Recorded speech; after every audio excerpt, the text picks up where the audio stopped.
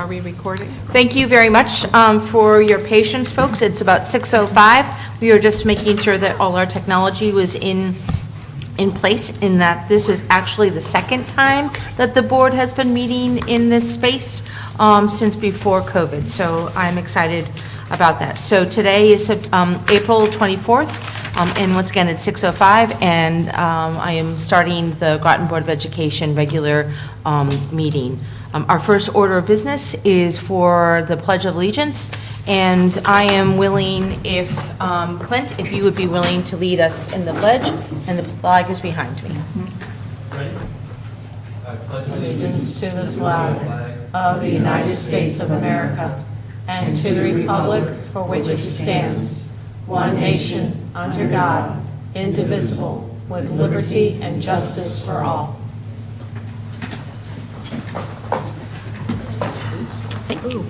Sound here.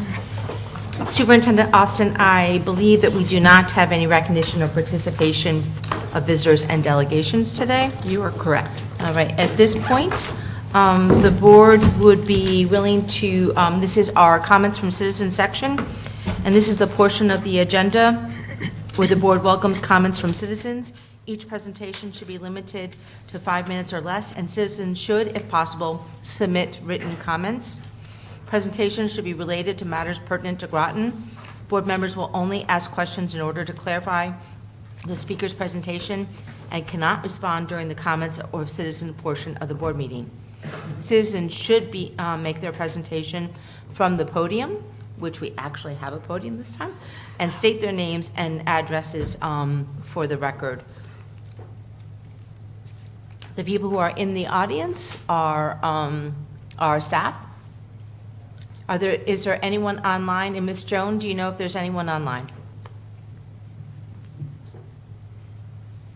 There is no one. I'm interested in speaking. Okay, thank you, Portia. Go ahead. Thank you.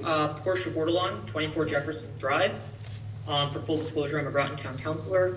I just wanted to reach out. I know I spoke at the last meeting, and I did receive the email from Mrs. Watson regarding the cost, or as far as the AED machines in the high school, but I did not receive anything saying that there would be a plan to actually implement them. So that was my first question, and I will follow this up with an email.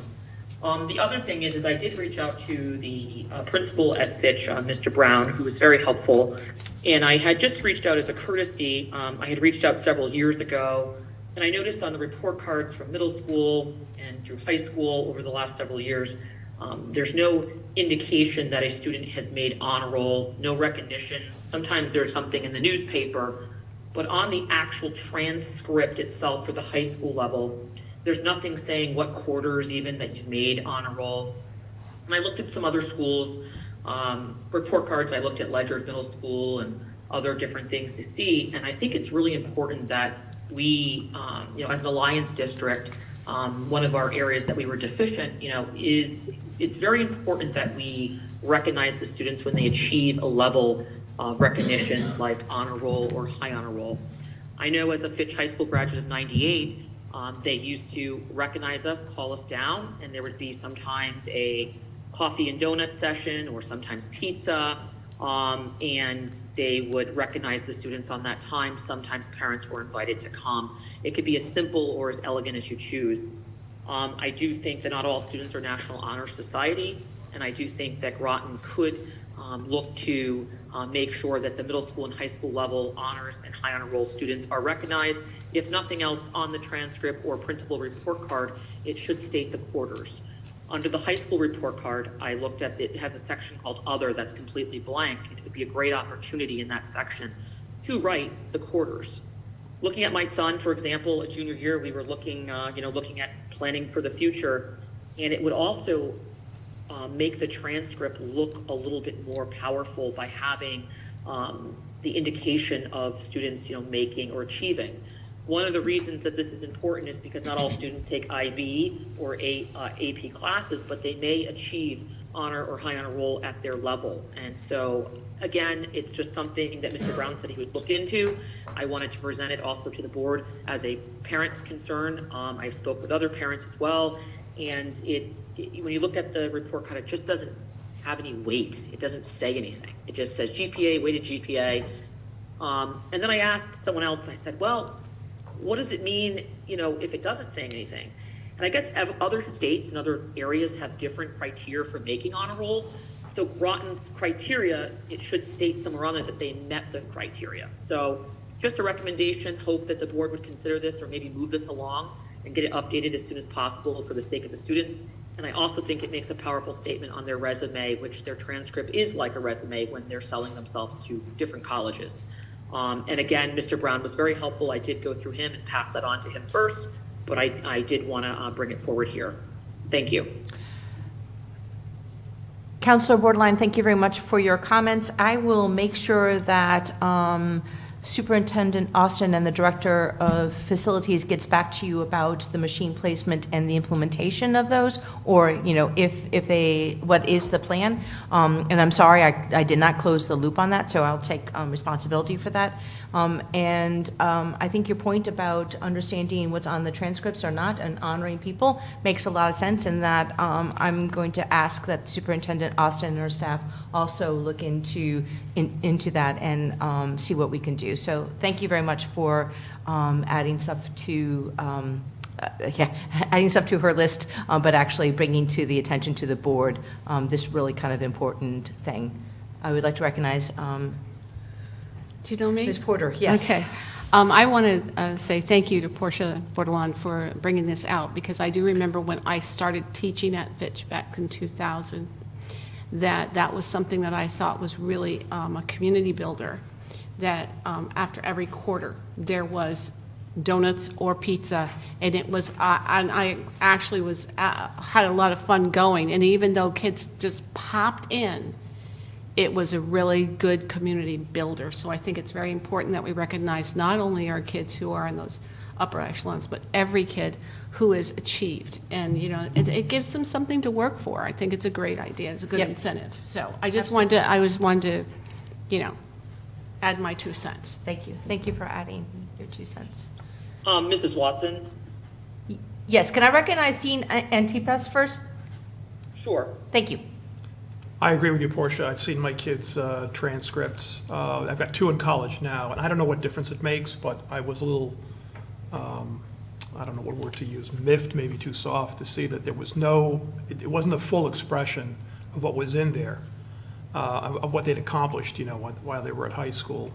So I don't know why. I kind of hope that our unofficial copy was a little blanker than the ones that went to schools, but I don't know. And it was what it was. There may be a reason for this, and I don't know what it is. Thank you. Councilor Borderline? Thank you. I just wanted to add, thank you for the comments from the 2 people who spoke. And I just want to thank you for that. I appreciate, those comments. I have looked at an official transcript as well, and it is null and void on that as well. I did look into this several years ago at the middle school level, and it just went away. Also, I just think it is important, as it was stated, to recognize students at every level. And, I looked at surrounding towns, and, we were all Facebook parents and social media parents, and people were posting in different districts about, oh, my son, daughter made honor roll, and they had a little paper certificate, and there was a ceremony and some type of recognition at school. And I do think it makes other students look to ways to achieve levels, that may be gradual. Thank you. I think it'd be helpful. Thank you. No, thank you so much. I'm going to recognize Katie. As the only current high school student in here, I can just tell you donuts are a great incentive for everyone my age. So Pizza too. I'm not quite sure that it's just to high schoolers, because I think donuts are a great donuts incentive. are an incentive for everyone. Yeah. I'm with Thank you, donuts. Katie. Ms. Porter. I was just wondering, are we due for a revision or a look at the, the report card? Or I think we thought are. I thought we were up for a revision to look at that, and now, are my question is about the transcripts. Are transcripts generated by the state of how they're supposed to look? Or is it indicative for each district to have its own transcript? I'm going to add this to our, because I think it used to be on the template, our yearly template. I'm going to make sure that it gets back on, because I think on a yearly basis, we should be looking at those questions. Though I think Councilwoman Bordelon was talking more about like also the recognition, like there's the making sure that it has recognition on the transcripts, but some way of saying yay. And it sounds to me that the high school, one of the principals are made aware of that. So Yep. I'm going to make sure that it gets on there. I see you taking notes as well on that. Okay. Thank you. So I And didn't I'm mean just to interrupt you. hoping middle school is also recognized. Yeah, yeah. Agreed. No, I think it's across the board. I only said high school, but I think it's across the board. Thank you. Thank you. I will add, being an International Baccalaureate middle years program, 6 through 10, there is a necessity to look at the report cards to make sure we're including that information. So it is very timely that you bring this up. Cool, Thank you. cool. All right, is there any other comments from the community?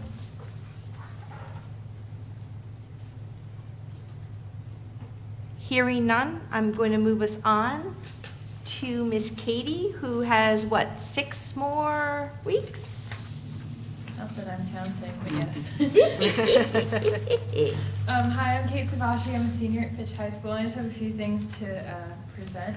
Most exciting, at least I think, is Fitch senior Nazir Matthews was just named Wrestler of the Year by the New London Day. So that's a pretty great honor for him. And then I was shared with this today that the 7th and 9th grade students will be attending a presentation about the indigenous Masi tribe, and they'll be learning about their history, customs, and challenges living in Kenya and Tanzania. I believe that's coming up next week. No, it's Wednesday. Oh, it's this This week. Wednesday. She knows better than I. Look at you. I also wanted to share that the Drama Club performance of Little Shop of Horrors is on May 12th and 13th at 7 p.m. in the Fitch Auditorium. I know a lot of my friends are really looking forward to being a part of that performance, whether they be, on the stage or helping behind the scenes. They're all really excited. Junior and senior prom are also coming up. Junior prom is on May 6th, and that's at the Port and Starboard in New London. And senior prom is June 2nd, and that's going to be at the Mystic Marriott. The senior trip is also to Seaside Beach Club, and that's on June 6th. And the senior class is also having a Chipotle fundraiser on May 1st, where a third of the sales are going to go to our class. So help us pay off prom. But yeah, that's all I've got. So thank you. Katie, thank you very much. And just to, I believe that Zoe is not here because she is participating in a softball game Yeah, Zoe away. is softball and Isaiah's baseball. And I was so- going to say, I know that Isaiah is at a baseball, Yeah. so, but thank you very much for coming. I really appreciate that. Can I add to Please. our report? What's the young man's name? Mr. Matthews? Nazir. Nazir. I learned today, because I was up at the high school today, that he also was successful competing on the national That's stage. true. We sent him to nationals. So, I mean, this is really something his for a coach. wrestler from this small little neck of the woods, right. because the primary wrestling community, not that I know that much, is out of Ohio and Pennsylvania, and he held his head high, and he represented Connecticut. He represented Groton very well. Phenomenal. So it was absolutely phenomenal.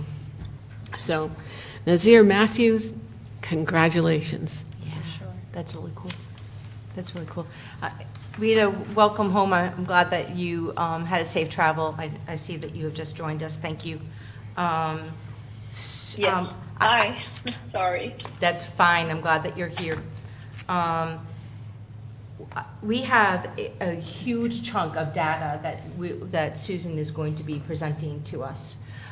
We have a pretty short part after that. And my question to the board is, would you like us just to table for a second the Susan's data stuff, get through the rest of the reports so that the remainder of the time could be in conversation with with the data. How does the board feel? I like that. Excellent idea. I'm sorry. Excellent idea. Okay, I just need to have a motion on the floor. So moved. Second. Okay, so the motion is on the floor, Joan, to move to cover everything else on the agenda. Now that we've gotten through the community portion, I wanted to make sure that got handled. It was first by Matthew, and it was second by Andrea. Is there further discussion? So we're just doing A, right? I mean, what we're doing is we're rearranging We're to put holding off A on at A. the end. A is at the end. Okay. Thank How you about for B? clarification. Sure. No, I think we could do the rest. Yeah, let's Okay, get through the just- staff just- part. just- Yeah. Just A is being Moved moved to the end. Okay, just wanted to clarify. Okay, so is there any further discussion? Thank you. Hearing none. All those in favor of the motion on the floor, which is to move A to, agenda number A to the end, please say aye. Aye. Aye. Oppose? Abstain? Motion has carried. So, Ken, because I know that you just love talking about your reports and stuff, you are up next, sir. Great. So I'm going to share attachment number 5.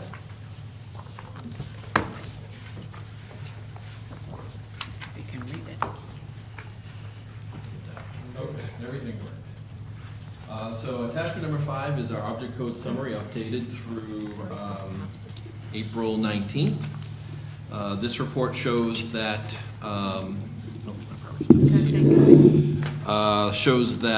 we are anticipating a projected unexpended balance of, I lost it on my screen. I have 34,736. $34,736, thank you so much. The primary drivers here are under budget variances in special education and salaries, as it has been throughout the year, offset by increased or over budget variances with energy, with fuel, and the addition of the additional 2 school buses. So that's what brings us to that balance. And I would say that our principals have been super efficient monitoring their expenses, and we'll be meeting with them in the next couple weeks individually to really see what is necessary as we end out the year. Correct. So we'll continue with that efficiency. 34,000. It's It's a very tight window there. We're hoping to make it. We will. We will make it. Any other questions about the object summary? Oh, where were we last year this time, if you have that? I do not have that. Okay. I'm sure I have But it was more somewhere in than my this, stack. Steve. It was more than this. We were in a little bit different situation last year, but Yeah. But we typically don't have a lot of funds left over. We typically have tens of thousands, not hundreds of correct, thousands. yeah. Right. Yeah, but it's the end of April. Right. Still have. I'm sure if I pulled out my stack from last year, I could probably track it from this figure to the next one, to the end of the year, to June 30th, and see if I were to map the trend onto this, where Yeah. would we be? Just out of curiosity, but thanks. If hearing no other comments about the object code summary, let's go to our insurance. All right, I can share that one as well.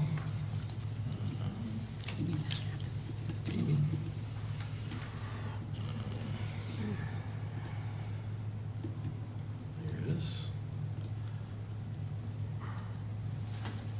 All right, this is health insurance claims through the month of February. You'll notice February was at 127.8% of anticipated. So this trend where it's kind of below the anticipated for the first part of the year and then over the anticipated for the remainder part of the year is what's expected.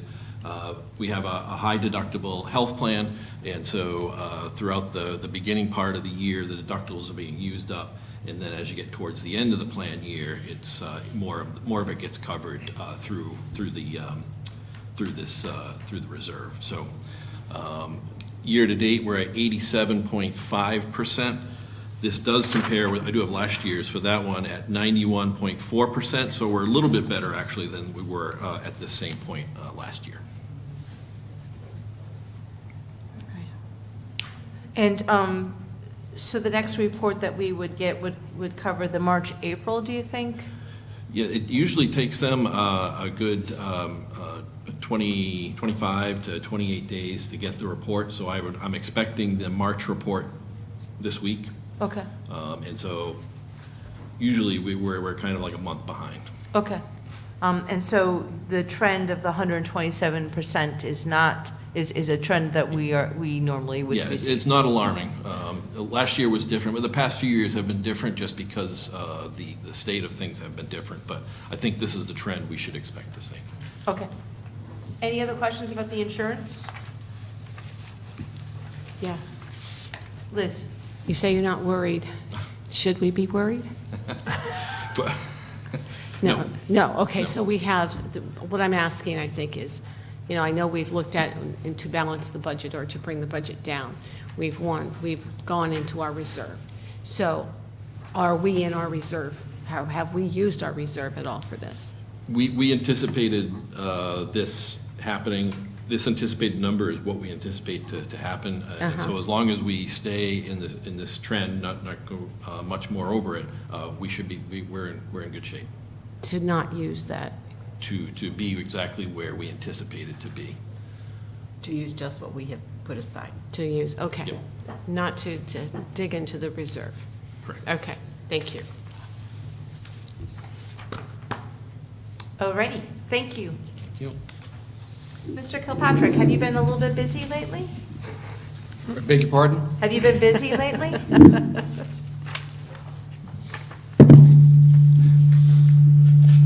Uh-oh. That's not a way of getting out of talking to us. Good evening. I just have a couple of things that I want to report on tonight. I guess the first thing is, if you'll indulge me for just a second, I'd like to express my gratitude to the transportation coordinators, Jenny Aquino and Vanessa Simon, who on Friday, when we were alerted that there was a problem on the bridge, called me in, and we had a meeting immediately. And during that meeting, Vanessa, we knew that some buses were going to be very late, and that one particular bus was going to have to go across the bridge or to New London to pick up kids after they dropped off our elementary kids, which would have meant that it would have been hours late. And Vanessa volunteered to go down and get the extra bus at the bus garage in the middle of the afternoon. She traveled up through Norwich, back down, got there a couple hours after school, and then drove all those kids home from RMMS. I think the last kid was dropped off at about 6:39 on Friday night, and Vanessa got home probably about an hour and a half, 2 hours after that. So I just want to express thanks to them for their hard work. And along with our bus drivers, STA, the administration and the bus drivers especially, I didn't hear any panic on the radio. Bus drivers were more than willing to do whatever they had to do, go wherever they had to go. We had to reroute bus drivers, and they were very helpful and calming of the kids, and it went very well, considering, even though everybody was late getting home. So with those thanks, I'll move on, if I may, to the second item that was unexpected, and that was that we had a concern at Mystic River Magnet School on Monday when some connectors in the ceiling failed. They're called Hilti connectors. They failed, and part of the ceiling sagged down. The administration moved the kids out of the cafeteria and back to their classrooms in an orderly fashion. And we were very fortunate that the very next day, the contractor, both the contractor and O&G, sent their representative, Tim Chan, back down and started on Tuesday morning removing parts of the ceiling so they could get up there, find out what happened, and started putting it all back together. Fire marshal came, the building official came, they gave authorization, or the building official agreed with the fix that O&G came up with. And by Friday morning, I had the authorization from both the fire marshal and the building official to allow the kids to go back into the cafeteria. So on Friday, when I got that word, I think it was just before lunchtime, we spent that couple hours cleaning up the cafeteria so that this morning all of the students were able to go back into the cafeteria and use the cafeteria. So very fortunate that we had good contractors on the job. O&G was very responsive, and we're pretty thankful for that too. The manufacturer, Hilti, is sending a rep down. I did take the part that failed to our Finance and Facilities Committee meeting the other night. I showed it to Dean and Jay and those that were at the meeting. They are going to be looking at that and determining exactly why that failed. Whether it was, I guess 6 of those actually failed. So the reason for that we're not sure of, but they're going to be looking into that. In the meantime, we scheduled an inspection of Thames River Magnet School, which has the same ceiling and some of the same connectors. They're on there a little bit differently. We did look at it last week. Felt fairly secure in that, but we do have another inspection tomorrow morning to look at that ceiling in more detail, and we'll go from there starting tomorrow morning. So with that, if there are any questions, I'd be happy to answer. Any questions? All right, hearing none, let's move on. Thank you. Thank you. So we're now at our committee. Easy for people to say, but not me. We're now at our committee reports. Policy? We were working on the promotion and retention, and we're going to be looking at examining grading. I'm sorry, my voice is like this. However, and we had the library policy scheduled to come to for a first reading, but the state has sent us some material to look at it. We want to do that before we bring it. Thank you. Curriculum? Yeah, we met, I don't even remember now, but we've met, was it last week? But we were asked to look at the possibility of adding another portion of Project Lead the Way. And it would be an independent project that's like a capstone. And we are getting the information from the school about the outline of this. We're looking at it, is this required to be a separate course that needs to be, piloted, or is it an extension of another course, of the same course of the Project Lead the Way? So we're just starting to look at it, but we need to move on it because they need to get this. We have students who are eligible for this in their senior year, and we don't want to give those students, not provide for them what they need to have for a successful senior year. So, Dr. Piazza, I don't remember seeing anything coming from Mr. Kelleher. Did we send it? Did you send it? I thought I sent it that afternoon, but I can resend it. Please do, because I don't remember receiving it. Did you receive it, Andrea? Yes. Okay, so it's me. Okay. It's my fault. We'll double check and let you Okay, thank you. But as I think we identified there, it was a problem, but it was a good problem. Yeah, it's a great For problem. the first time, we have students who are eligible to do that because they've completed all the other parts of the program. So. Yeah, cool, that's great. So it is a positive. Just trying to make sure we maintain what our process is and that it is respected. Thank you. Finance and Facilities? Jay? Yes, good evening. We met on April 18th. We discussed the 2023-2024 salary and wages for non-union personnel. We discussed the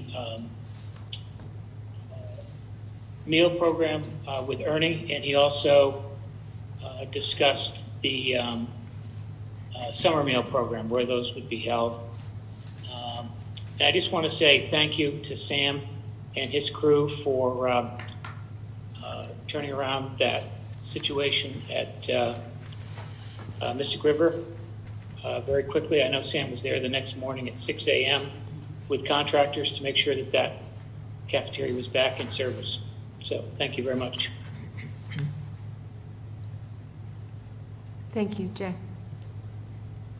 Communications? I'm pleased to say that we may have finished our work on the communication plan. It is in final draft, and we made a motion to accept it, subject to getting the final proposals in written form and out to the committee members for vote, and hopefully we can have it to you by the next COW. I'd like to particularly thank Rebecca and Phil, without whom we would have be looking at finishing it months from now.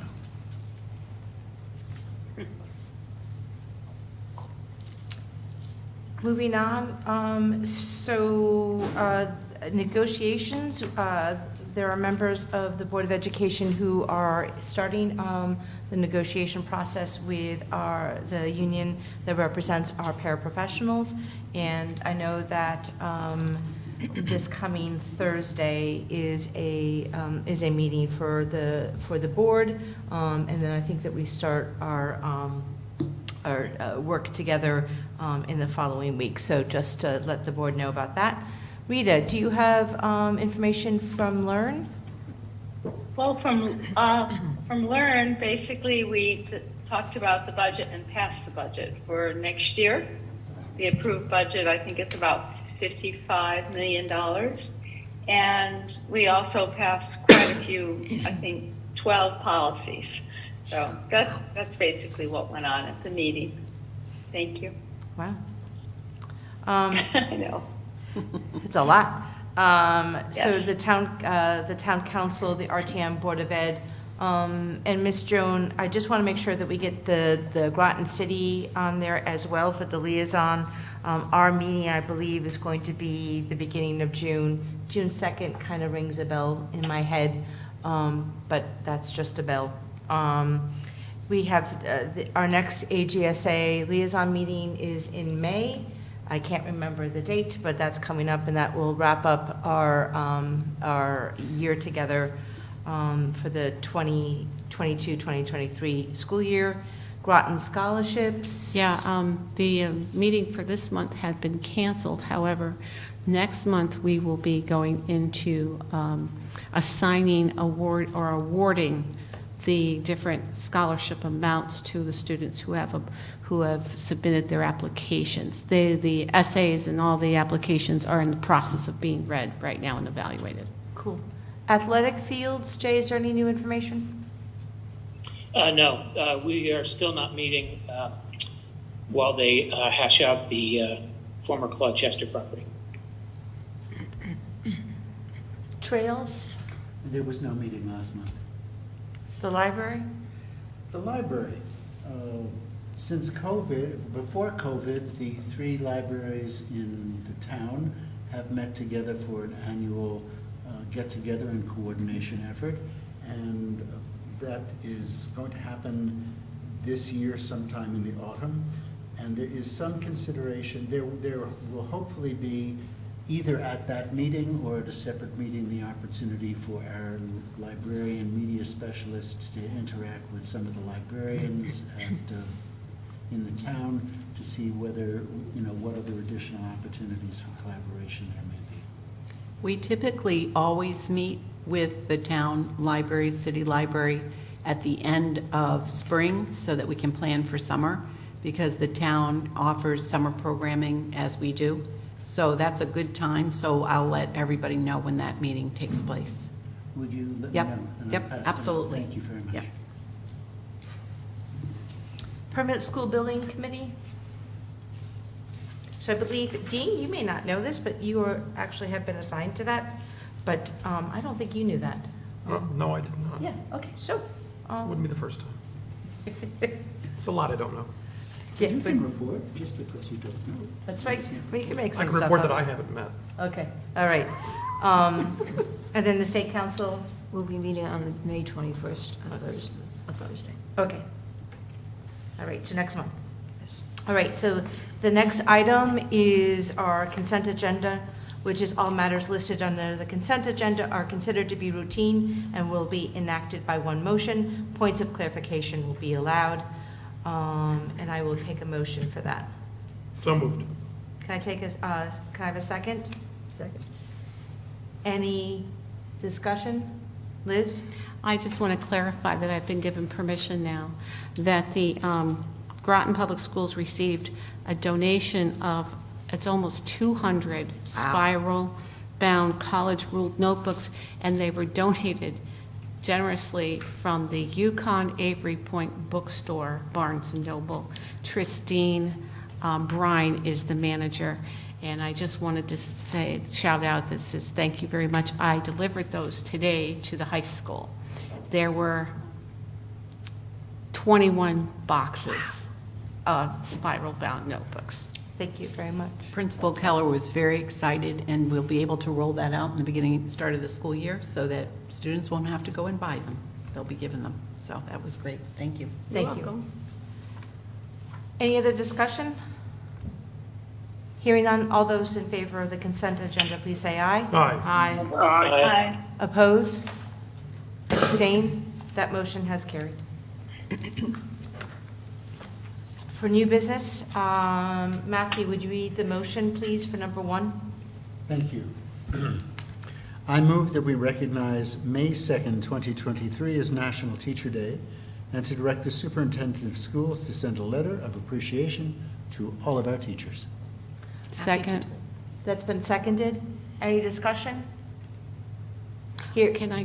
I Yes. just want to ask to put in my 2 cents in here and to thank the teachers who dealt with that crisis at the at the elementary school, Mystic River Magnet School, with the ceiling falling and stuff, and how they jumped in and they just really rose to the challenge. And I just wanted to say thank you. We appreciate it. They do what they do. Good job. any other discussion? Hearing none, all those in favor, please say aye. Aye. Oppose? Aye. Abstain? That motion has carried. Dean, would you please read the motion for number 2? Yes. I move to recognize May 10th, 2023 as National School Nurse Day and to direct the Superintendent of Schools to send a letter of appreciation to the nurses. Can I have a second? Second. I have Liz for second. Any discussion? Hearing none, all those in favor of the motion to recognize May 10th as National School Nurse Day and to direct the Superintendent of Schools to send a letter of appreciation to the nurses. All in favor, please say aye. Aye.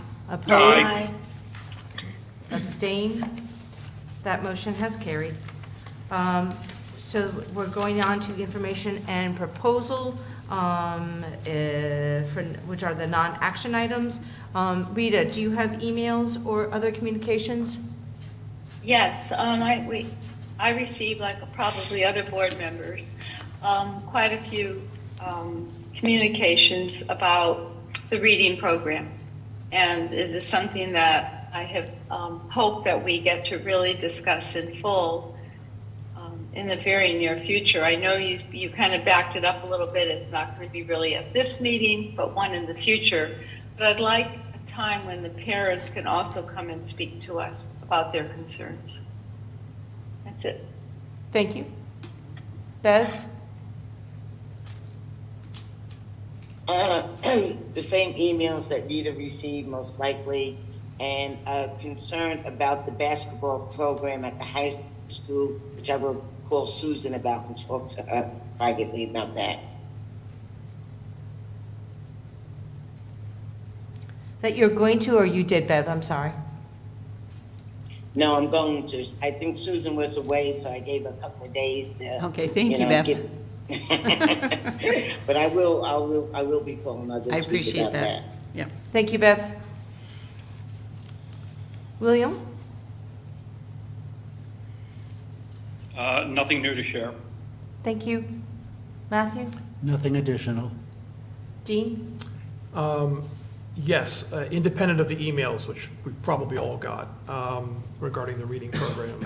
I had it on my notes because of the data, because of the last meeting, to ask that at some point we have I don't know whether a dedicated meeting or at least a dedicated portion of a meeting to talking about the reading program specifically, not just the results, but also the reading program. Which will be on May 8th, is our next committee of the whole meeting, and it has been dedicated to the K through 3 reading program. Thank you. You got it. Kim? Yes. Kim from out here in the ether. Is it possible to have some information from the state of Connecticut about why they chose their 6 reading programs that they'd like the towns to adopt in the state of Connecticut? Is there anybody in the state that could come and talk to the board about that? So Rita, I don't know if people can talk. I did get your email, and I have talked that over with Susan, and I plan to reach out to someone to tell them that we are going to be having that conversation, and whether they could either join us by Zoom or give us information about why those 6 programs. But yeah. Right, even if they, present something in writing to us. Yep. I'm just very curious about why they selected them, and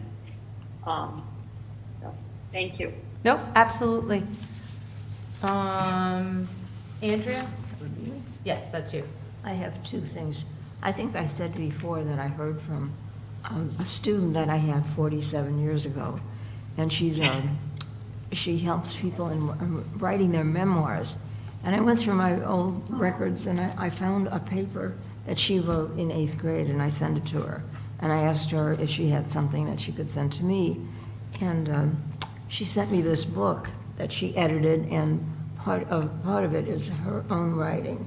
It's just a wonderful gift. I'm sure Liz and everybody else here, whoever taught, would realize what a gift this is to receive from a student that you had. Her name is Allison de Groot, and she lives in Massachusetts now. And the second thing that I have, what a gift that is. The second thing that I have is I wanted to remind everybody that Martin Luther King application time is now. It's online. I'm imploring our guidance counselors to reach out to all students who are eligible, and I'm employing them to all of the students who are eligible to apply. I'll send that reminder personally. Thank you. Liz? Nothing new to add. So I don't have anything new in terms of the emails, but Jay? I'm sorry. Thank you, Liz. Yes, I believe I received the same emails as everyone else. And I apologize, Jay. I got it. Right, and so the one thing that I do want to, Bev, do you have a question? Yes, I do. I wasn't on the board when you did away with the cursive writing, but I heard somebody came to the board meeting and they were talking about why we did away with cursive writing. Maybe, Susan, you get on your board notes one week, maybe you can send me a little blurb why we eliminated cursive writing from our curriculum, especially since the kids still have that sign stuff. I mean, the signature part, applications didn't go away. So I just was, because a lot of people in the community, they are talking about, the elimination of cursive writing and why we did that. Thank you. So you see that as just as a report out versus having an agenda topic? Whatever way you want to do it, fine with me. Okay. You can start with the board note. She'll start with the board note, and if we want more, we can make more. That's not how I meant to say it, but I think you know what I mean. Rita. Yes, I thought that we didn't teach it any longer, but now we reinstated it last year, and that they were doing cursive again in the schools. That's not the case? So that is not on our agenda, and so Susan will report out to that. Okay. I would like, more so just in board notes. Okay. To talk about it at a meeting. Thank you. Okay, absolutely. I do need to, and I think I've sent everyone specifically this morning, an email that tomorrow the Education Committee for the RTM is at 6 o'clock having a meeting. It is actually meeting with the board about our budget that is going to be coming to them really soon, once the town council has approved the budget, the whole budget. And also there's a list of many other things that come on that. We were made aware of it today, but it is tomorrow at 6 o'clock. I know that Susan and her staff have made some adjustments and they're going to be there. But I would hope that many of us could at least go by Zoom to be supportive and to answer any of their questions about our budget and also the other things. And so if for those of us who want to attend in person, it is at Thrive 55 and or a Zoom meeting. And I am going to try to join at 7 o'clock after my work. Question? Yeah. We made a presentation before the town council about possibly adding some items that had not gotten to their budget. Are we going to do that again with the RTM, asking them if they would add back in some things, fields, et cetera? They added it to their agenda, so all those CIP from fields to bleachers, Thank all you. of that is listed. I'll make sure, I'll resend that to make sure you all receive that Thank you agenda. very much.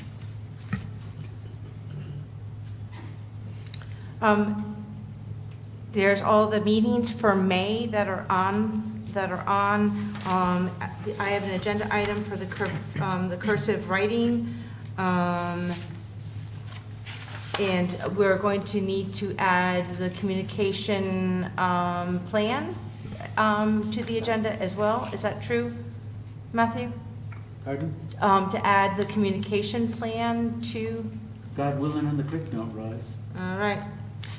I actually have an item for communication.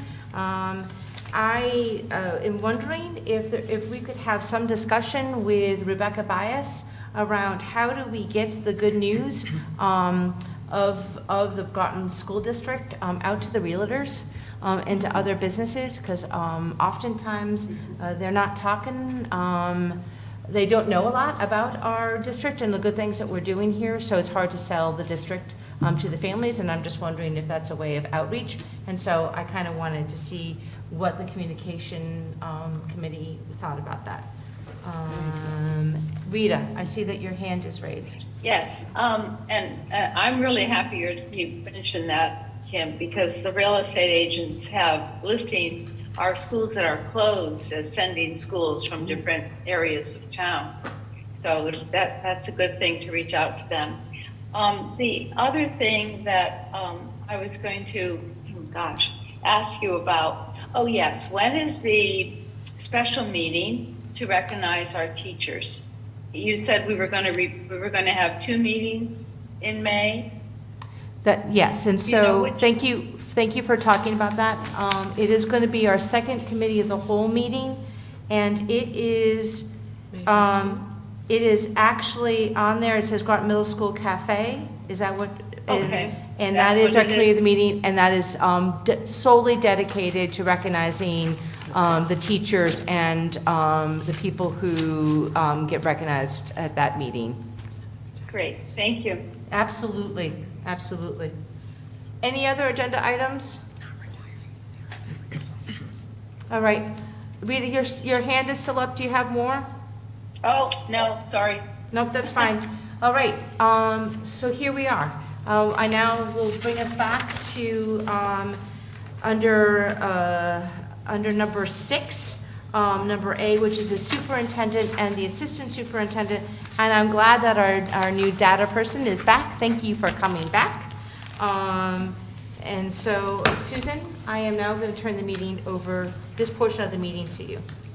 Okay, so I wanted to start out by thanking Dr. Piazza and Lauren Cassini. They've worked side by side as we've plowed through state data, and we've worked with our Alliance District support person from the Connecticut State Department of Education. They actually have a very vital website that has charts and graphs. It's very interesting. If you start playing around, I'll give you the link, so if you want to really check out how Groton's data looks compared to other places and over the years. One of the things that we know to be true is that the data that I'm going to be talking about tonight mostly is from 21-22.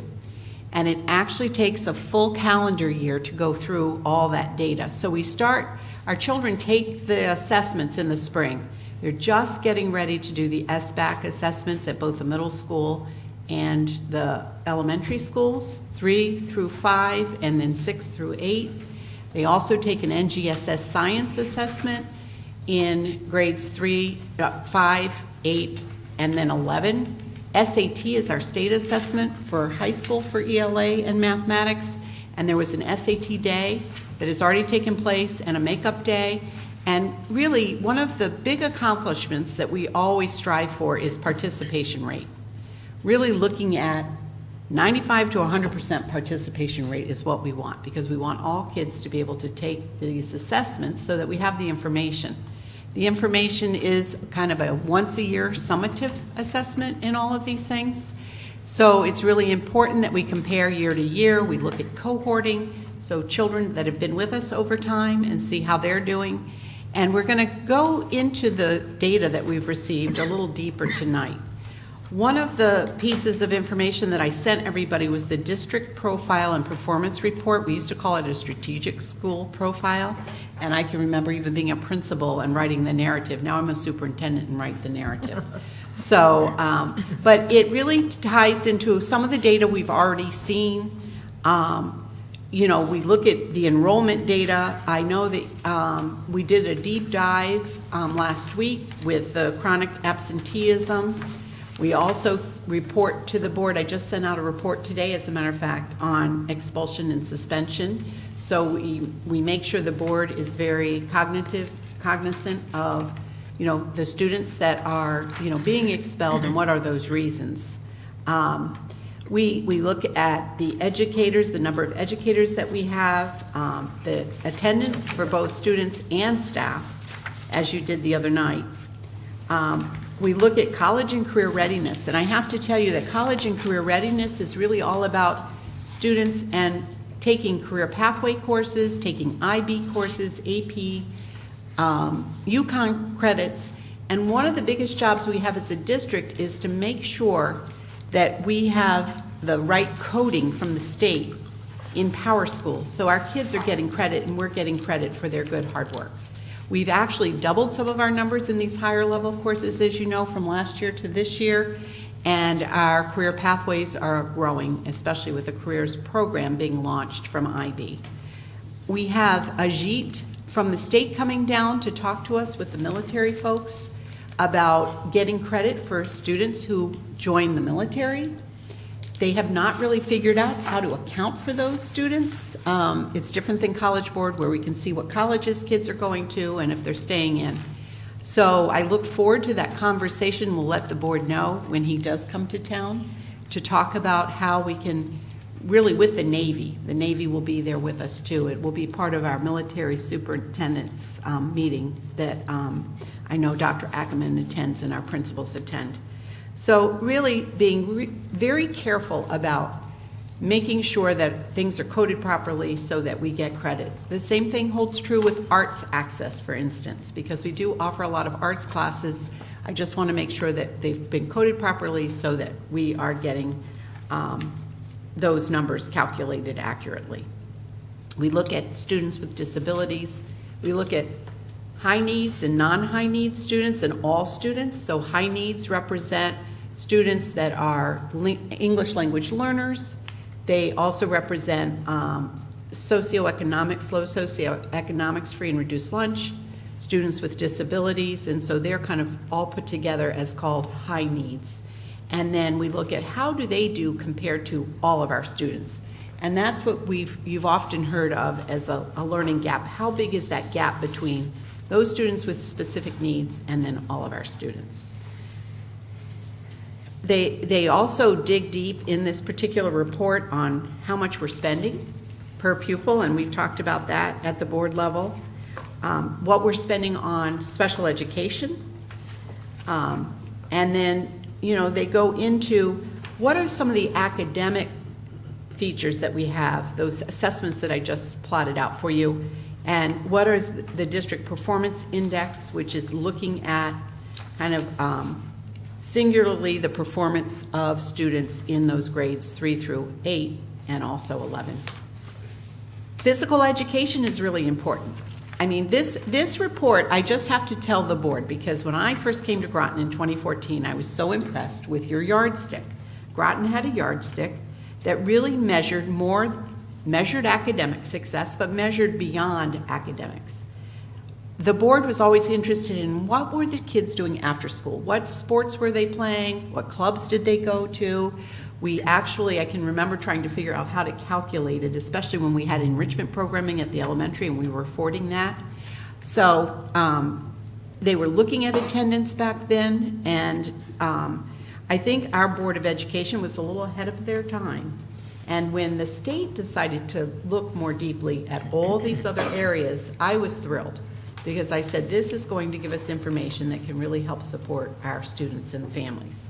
So physical fitness, we have seen a dip in performance and actual participation. I'm going to turn this section over because I know Lauren Cassini and Dr. Piazza have talked to the health PE folks to really help them to understand some of the changes coming down the pike, and then help also with the calculating the data and making sure that all kids who can perform and participate will be participating. So if you wanted to add something about that meeting that you've just recently had, that would be really helpful. So, I'm sorry. So this state has changed its requirements for reporting purposes on the fitness assessment. So in the past, they looked at like groups of students, schools, and now this year they're focusing. Excuse me, Kim, can she talk closer to the microphone, please? Sorry, can you hear me now? You're gonna have to project your voice. You got great information, we just wanna make sure we're hearing it. I'll be honest, no one has ever told me that I'm too quiet. So this is something.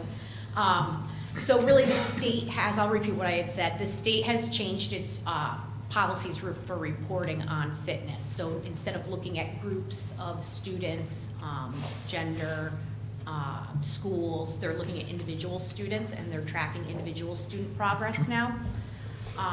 And with that comes difference in some codings. We're including students now that weren't necessarily included in the past, which will really play into our participation rate. So if you look at where it says, I don't know if you're on this page yet. You may not be, it's okay. When we get to it, I'll show you, but they're looking at two pieces for fitness. The participation, how many of our students are actually taking the assessment, and then how are they performing on the assessment. So which page? The page that's projected on the screen right now is page 6 in your program there. Just so you can have a reference. That's a separate sheet. It's actually a separate, wow. It is a separate sheet. Attachment 2. It's attachment You number have 2. the attachment as well? Okay. Yes. But I think what you're talking about is probably page 4, which is the physical fitness test. Is that correct? Correct, on our district profile, which is not up on the screen. Yep, well, it's part of both pages. So really it just comes down to, it's another indicator in how we're measured as a district, of how we're preparing our students for success in life. And it's based on, like I said, those two pieces. So we're gonna see some shifts. Ideally, students who may not have participated in the assessment in the past will now be participating with assessments that fit their needs. So especially for special education students, that there are modifications, like we do in classrooms, we modify the work so that they can be successful. The same is true in physical fitness. And if a student has been injured, for instance, they might have a doctor's note and they can't participate, but because the length of time that you can do this assessment is throughout the year, should they recover, and will hopefully recover, that we can certainly then assess. So I think it's really putting into place more opportunities for our students to show their performance. So another thing that we're always very curious about is how are our students prepared for college and career readiness, and what happens to them once they've graduated. So we do collect that data. We've also talked about doing something like a survey for our students. We talked about that today, as a matter of fact, at the central office level. to really collect data from our students about how well they were prepared. A lot of districts I've been in have had, especially during homecoming, when kids come back, an opportunity for students to come to the high school and meet with other students and meet with us to get how are things going. And I think that is something that I would really love to see happen more precisely, like really to make a commitment towards that so we can find out from the students themselves how well they are prepared. And then, you know, we look at both 11th and 12th graders, and one of the things we've noted is that 11th grade, we see kids really working hard, and then 12th grade, they might not be taking as many courses. So we've talked about that in policy and graduation, you know, requirements. But I think really another thing Dr. Piazza and I have talked about is meeting with some 11th graders, like we've done the coffee chats, to open up the doors to have some of our high school students come in and just talk to us about the things that they've taken in 11th grade and what they're hoping to accomplish in 12th. So those are, you know, that gives you kind of a real plethora of all the different things that are being measured at the state level and information that comes back to us, because while it's summative and it tells us where we are at a moment in time or a year in time, it's also formative. It tells us something that will help us to identify a problem, and you can't solve a problem before you've identified it. So this is really a way, you know, some of it is good news and some of it is not so good news. I'll be very honest with you. We look at this very cautiously. We look at this as if, what can we do better all the time? So I just want the board to realize that. And then if you want to read the wonderful, outstanding narrative, it talks about our Groton 2020 plan and beyond and all that has been accomplished in the past few years, especially last year. You know, but they give you limited space, so I can't be too wordy. And then I'm bringing you to attention to this particular page, which is page 6, but this is the annotated version, which came out as an attachment for you. Yeah. So I will turn it over to Dr. Piazza and to you know, Lauren Cassini, but one of the things when you look at this, you look at the top section, which is the ELA Performance Index, which we started going over with the board probably back early fall. And then there's the growth model, which we're going to explain a little more carefully tonight. And so the top half really shows you the academic data, and then into the English language proficiency for the English language learners, and then some of those other data points that I've spoken of that are more universal, that are more like the yardstick. So I do have 2 board members online that want to ask questions, and so I'm going to recognize those 2, and you can kind of say, well, I plan to explain that, and then whatever. But okay. So I'm going to recognize Rita and then Bev. Thank you. Susan, a couple of years ago with Dr. Grenier, I had brought back, I told him about a program, a software that I thought you were going to purchase about post-secondary, how to track, you know, children that have graduated or students, and what are they doing? Are they in college? Are they in the military? And I thought we purchased that. Maybe we didn't. There is software that is out there that you could buy and easily track these students if they, you know, just would reply to whatever was sent to them. I have Dr. Kennedy here, so I'm looking at him, and I think we'll investigate that. Yeah, I think it's that would make it easier to do. Yep. Yes. Thank you. Thank you. You're welcome. Bev? Thank you. My question is real quick. What does Susan, where it says preparation for CCR, what does CCR mean?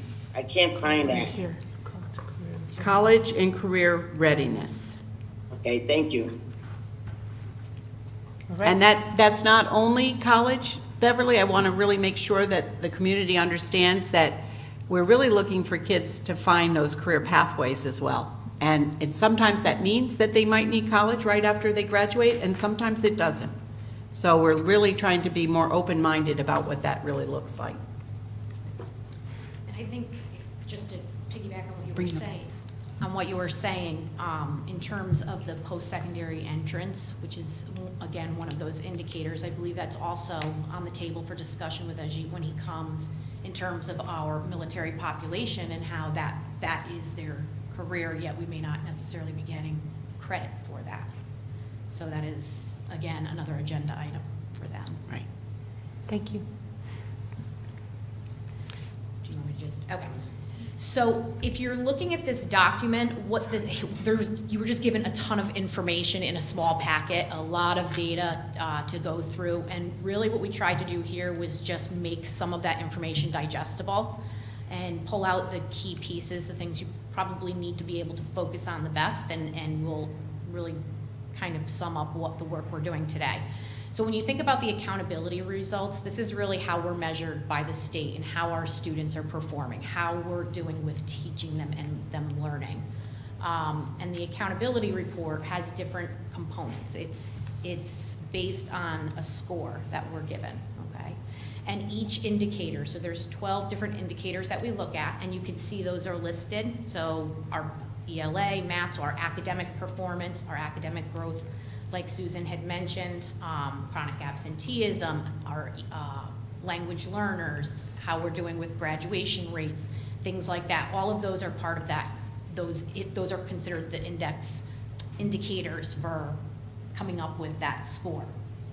Okay. Do you have a question? Before you go any further, could we just make sure that, that the board, plus anyone that's listening or watching us, know what high needs, the difference, so that when we get into those topics, Yep. to identify what the high needs would be, like what's the definition of that? Yeah. Thank you, friend. No problem. So based on those indicators, yes, they are broken up into different groups, and they're actually, the weights can change a little bit, how we're scored. So when we talk about high needs students, what they're really talking about are students that may be identified as needing free or reduced lunch, students with disabilities, students who are learning English as a second language or third language in some cases. Those students make up this, what we would consider high needs population. And so it is broken down by all of our students in Groton, and then also a close look at that, because the whole point of this accountability report started with this achievement gap that it has been really prevalent in Connecticut. We have probably one of the largest gaps in Connecticut. So to look at that information, that's why it was broken apart. So what I want to do is just kind of walk you through, if you'll look at where it says index and rate, okay? That is the score that is used to determine our achievement, okay, in each of these different indicators. So our achievement in ELA, how we perform, our achievement in how they are growing in ELA, okay? Those are all different indicators. And the state has set a target. So in the column right next to it, you see target. That's what the state, using different formulas for each piece, according to how things need to be measured, that's the target that is created by the state. Okay? And so that index is really, how close did we get to that target? That's really what that comes down to. And so when we look at the performance index as an example, it's looking at all of the performance, all of the summative assessments that we've done. What is our, how did our students do, our overall achievement? And that's our third graders through our eighth graders and our 11th graders. Mm-hmm. So the 11th graders taking the SAT in English Language Arts, and our, elementary and middle school children taking the SBAC, Smarter Balanced. And so you can see in the column where it says points earned, that's what we as Groton district have earned out of a total of where you see your max points. And then the next piece, which is really important, where it says percentage of points earned. So if you look, just as an example, for ELA Performance Index, okay, all students, our index was 66.1, okay, out of a possible 75.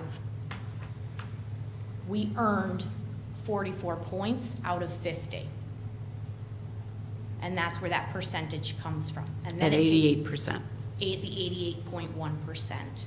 And so then what happens is they add up all of our percentage points on this bigger scale, metric scale, and they find the average of those, they find a percentage, I'm sorry, of those possible points for all of the indicators, and that's how they come to our accountability number. Which is 70.4. Which is circled in yellow. Yep, it's circled in yellow at the bottom, and our target is 85. So you're gonna hear me mention different targets, but overall, when we're looking at our district as a whole, all the indicators, we are shooting for 85. That's our target number. And that is statewide. That is Every statewide. single district in the Yep. state Every of single Connecticut district. is going for the 75 for each one of the academic, and a total of 85. That is everyone's target. Yep. Okay. And so, just to and this is a lot of information, and we spend all day, every day, looking through this and making sense of it and talking it out and trying to prioritize, you know, how to tackle some of the things that we see in here that we need to improve upon. This is a constant conversation, so for someone who may be looking at it for the first time or looks at it, you know, every few months, it can be overwhelming. So we just want to pull back, and we want to look at two specific pieces right now, and that's the performance index, or our academic performance, and our academic growth. I also like to look at what the state average is, because we're always comparing ourselves to what the state mean is. So, for instance, if you look at ELA performance index for all students, Groton is at a 66.1, and the state is 64.2. So we've done a little better than the state. So is that good enough? No, we're always looking to improve and to make, do even better than that. So, but I think it is important to have some kind of benchmarking to say, so what does that really mean? So not only compared to the state, but also our DIRG, and also we've brought this information to the board about local neighboring towns. Kim, I was wondering if there's any more questions on this particular page, or we can jump right into the PowerPoint. Liz, yes. Now, I don't know if this is the place to ask this question, and if it's not, that's fine.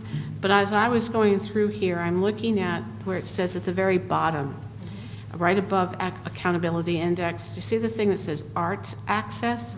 I'm wondering why it's 57.9.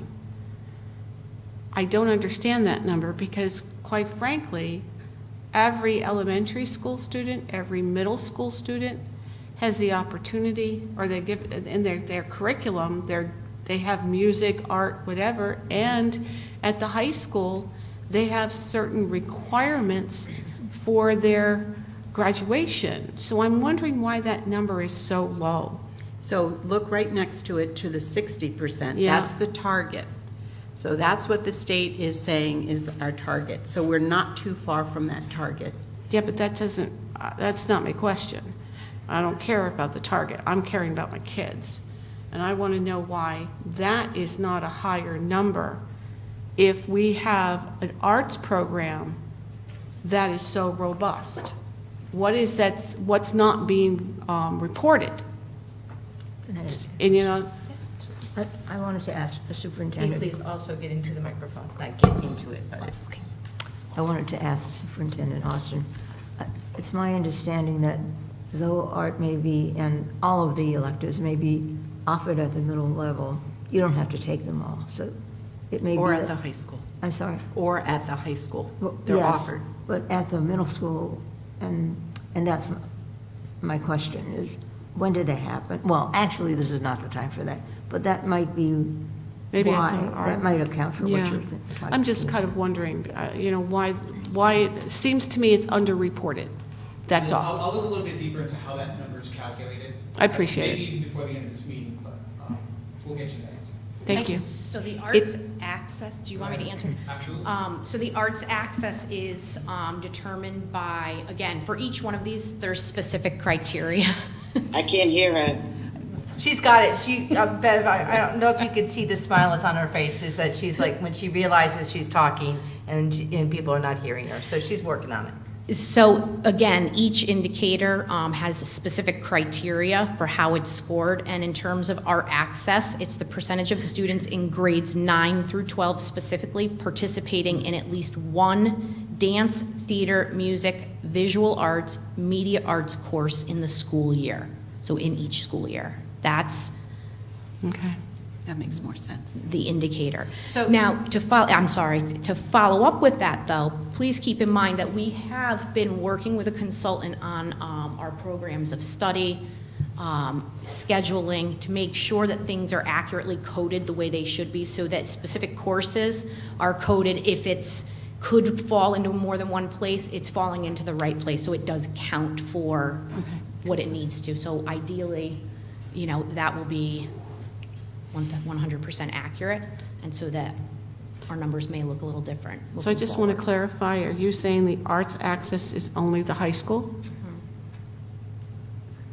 So that's not, so this, I guess then my question is, this profile is not just the 3 through 8 and the 11? No, When it certain- comes to, Right. Yeah, there's certain things. So certain things, like even the college and career readiness and the 4-year graduation, those all pertain to the high school. Okay. The high school has the heaviest lift on this accountability index, I have to say. The 3 through 8 and 11 is specific to the academic performance. okay, Okay.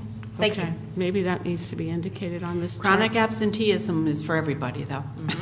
You know, so there are some things that are K through 12. Yes. Are you okay with us moving on to the PowerPoint? Anybody have any other questions? No, Matthew has a question. And if this is not the right time to do it, just tell me and I'll circle around later. But I was looking on page 2 at the educators by race and ethnicity, and my reason was that in the spring of '22, data was provided to us for the 2019-2020 progress on staff diversity. The numbers that are here are arrayed differently than what was done on this chart. You're obviously not going to see the numbers on it, young lady, but this is kind of the way that chart was given to us. I can show it to you later.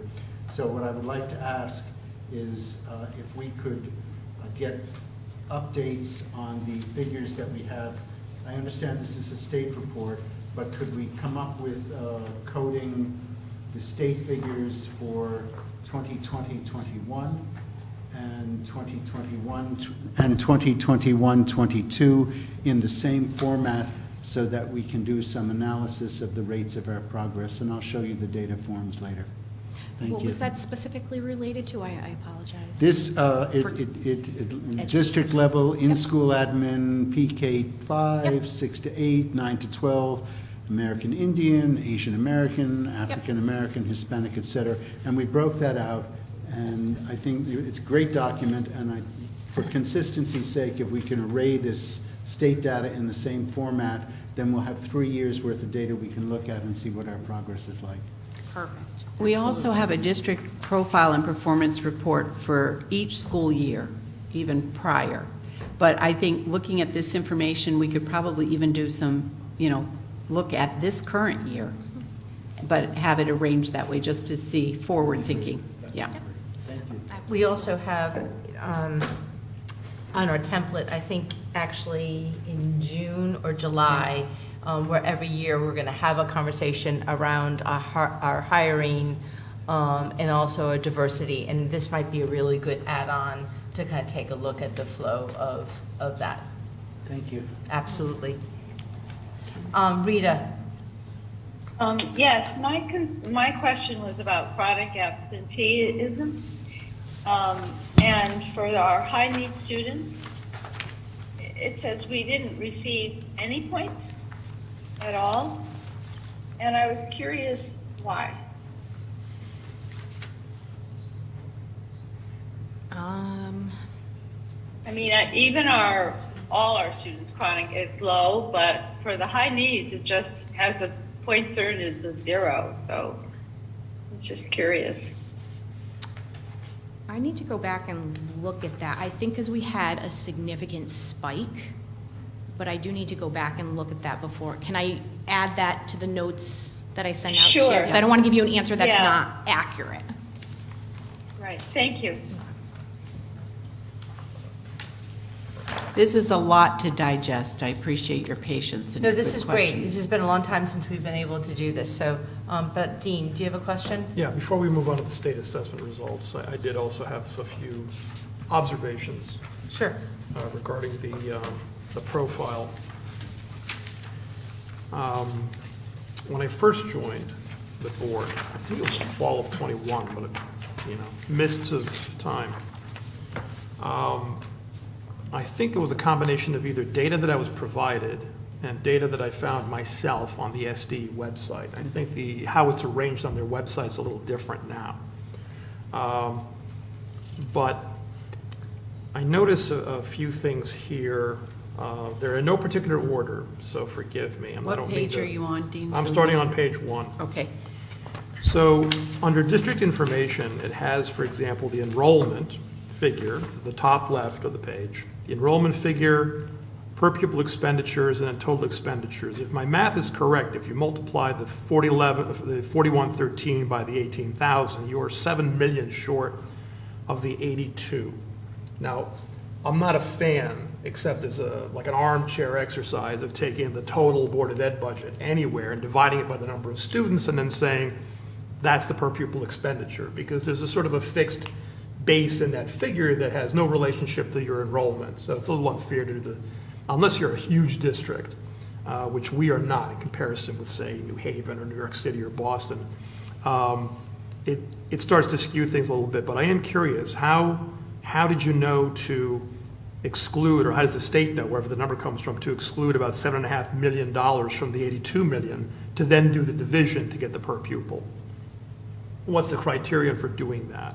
Because if you just left it as 82 million and divided by the number of students, you'd get something that's just shy of $20,000 per student as an expenditure.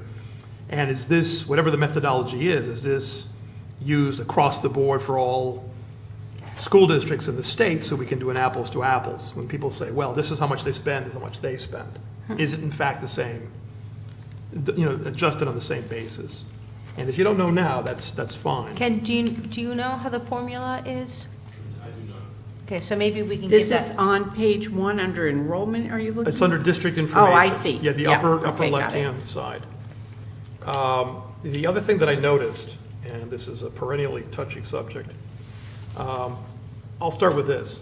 Under chronic absenteeism and suspension/expulsion, no rates given for female. And I know the asterisk means data suppressed to safeguard student confidentiality. The guy numbers are there, but the female numbers are not.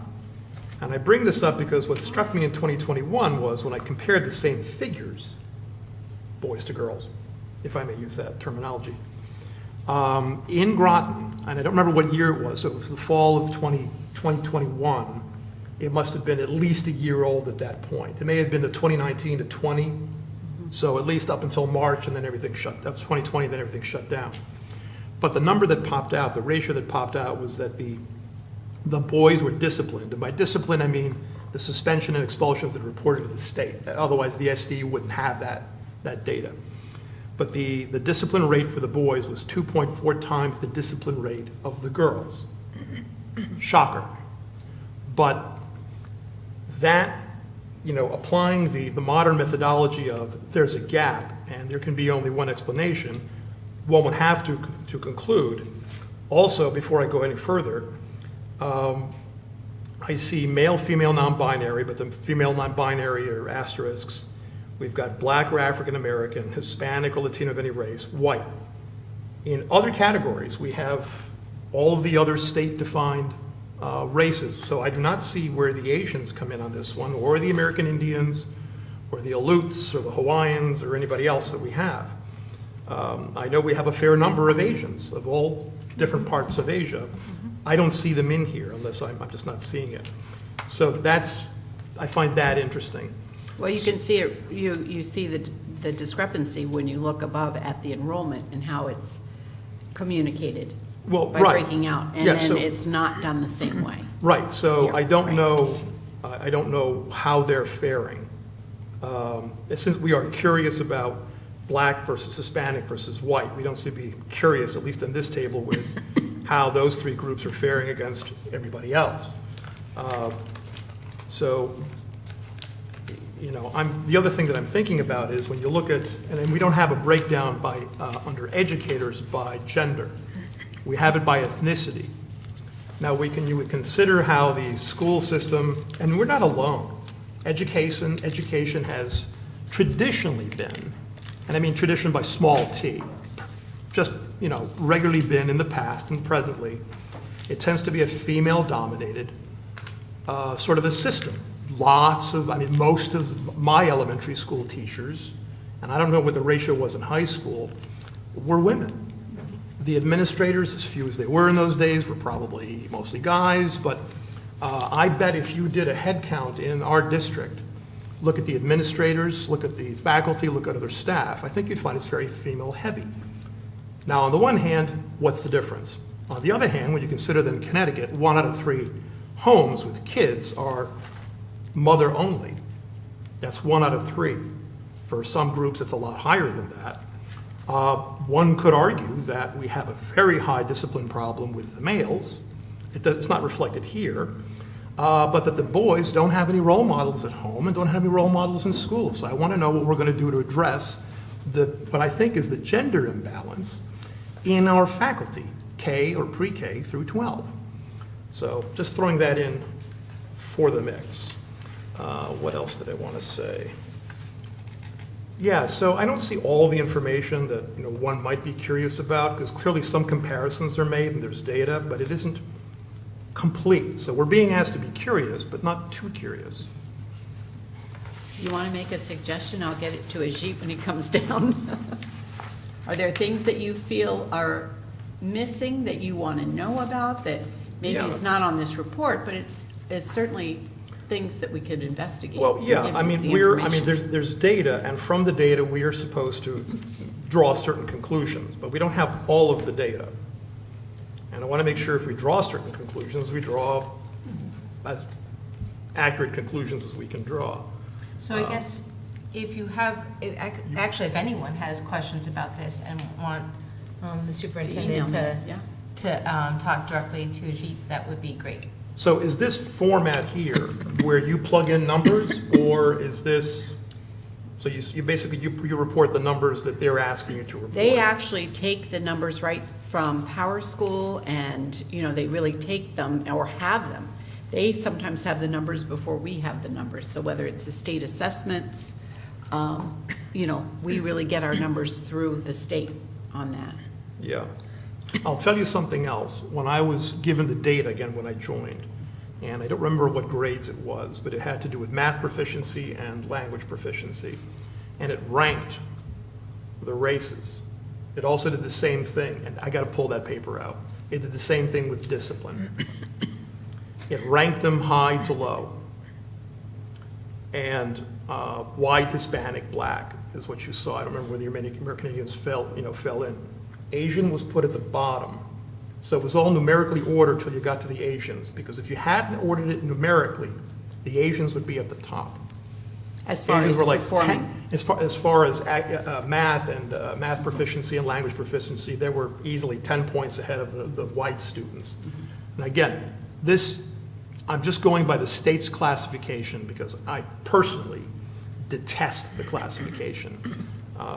You know, I grew up, we probably all did, with the world is comprised of 4 different colors and then a mix of the 4 colors. It's absurd. But I understand why the state does that, and we have to go along with the state. So, any more questions about this? Yeah, no, I know you want to corral me, that's fine. I understand you've got a job to do. But no questions about this one. If you want it detailed where I think data is missing, I'll be glad to provide you the report. I would love to see that, Dean. So please do share that.